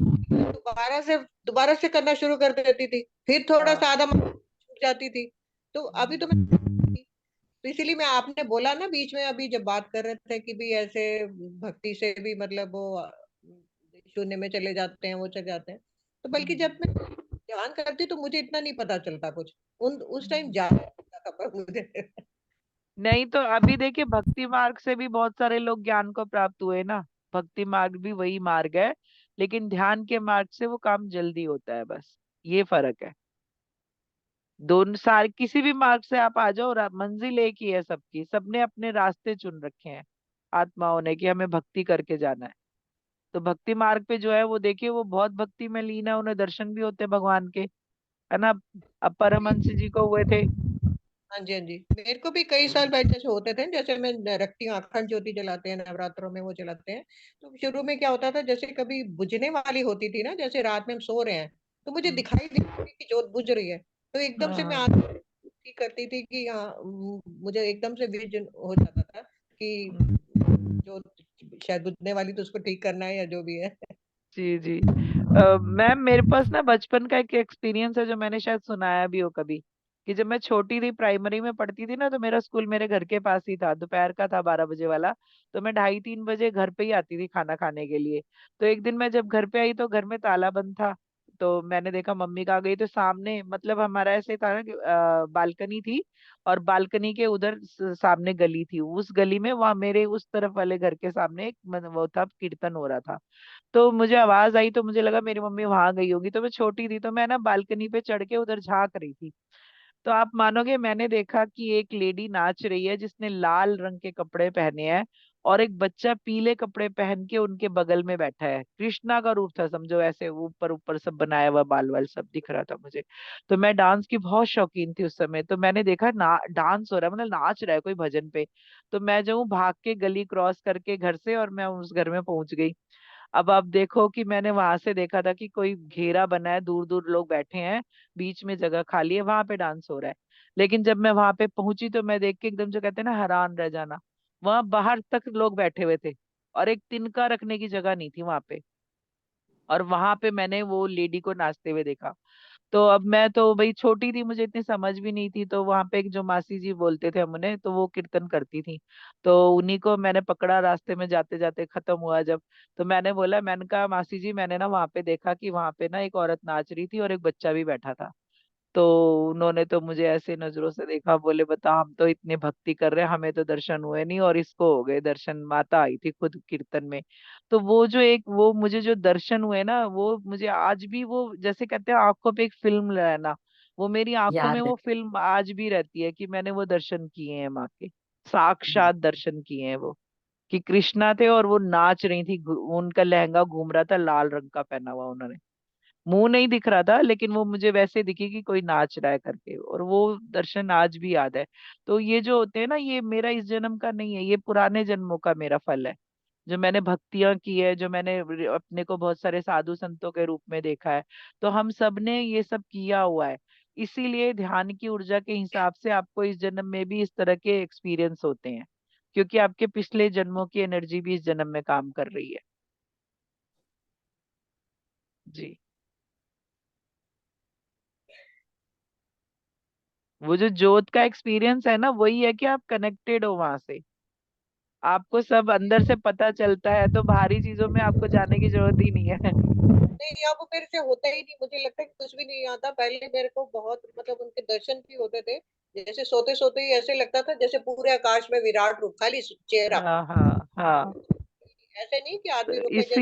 इसीलिए आप जो है ना, बाहरी रूपों से कनेक्ट नहीं हो पा रहे हो। तो और बात बताऊं आपको, जैसे मैंने एक बारी कालका जी में चलिया करा था कि रोज जाती थी हम्म। हम्म। मंदिर। एक बारी क्या हुआ कि वहां पे वो भोग लग रहा था, तो काफी टाइम से मैंने, और मुझे कहीं जाना था, मैंने गाड़ी नीचे खड़ी थी, मुझे कहीं जाना था, तो उधर से मैं कहूँ है भोग लग रहा था, वहां घंटा लग जाता है, फिर खुलता नहीं है दरवाजा जब तक लगाते। मैं बोली कि पंडित जी दरवाजा खोलिए 2 मिनट के लिए, तो वहां पे खुले ही ना दरवाजा। कोई पता नहीं, मुझे आवाज सुनाई दी, कोई जाते जाते बोल के गया, ये पंडित जी कौन होते हैं, जिसने माँ ने दर्शन देने होते हैं ना, वो अपने आप दे ही देते हैं। तो अब हाँ मानो उसी समय दरवाजा खुला, मुझे अंदर करके फिर दरवाजा बंद कर दिया, और मैंने वो भोग देखा, सब कुछ किया। तो मैं कही थी यही चमत्कार है कि जो मिरेकल हाँ। होते हैं। तो और इसका वो मतलब कोई तो शक्ति है ना, कोई तो बिल्कुल बिल्कुल शक्ति है। है। हाँ, हुए हैं मिरेकल, पर अब मैं अब नहीं होता कुछ भी जब कोई बात नहीं, बस गिल्ट नहीं करना है, अगर नहीं हो रहा है ना तो गिल्ट नहीं करना है। आप जो कर पा रहे हो वही करो, उतना ही आपके लिए बहुत है। ठीक है।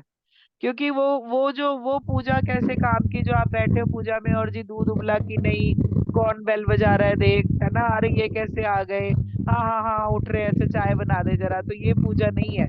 आप 5 ही मिनट बैठो लेकिन भाव वहीं पे रहे सिर्फ आपका, वो ना कई पूजा बार है आपकी।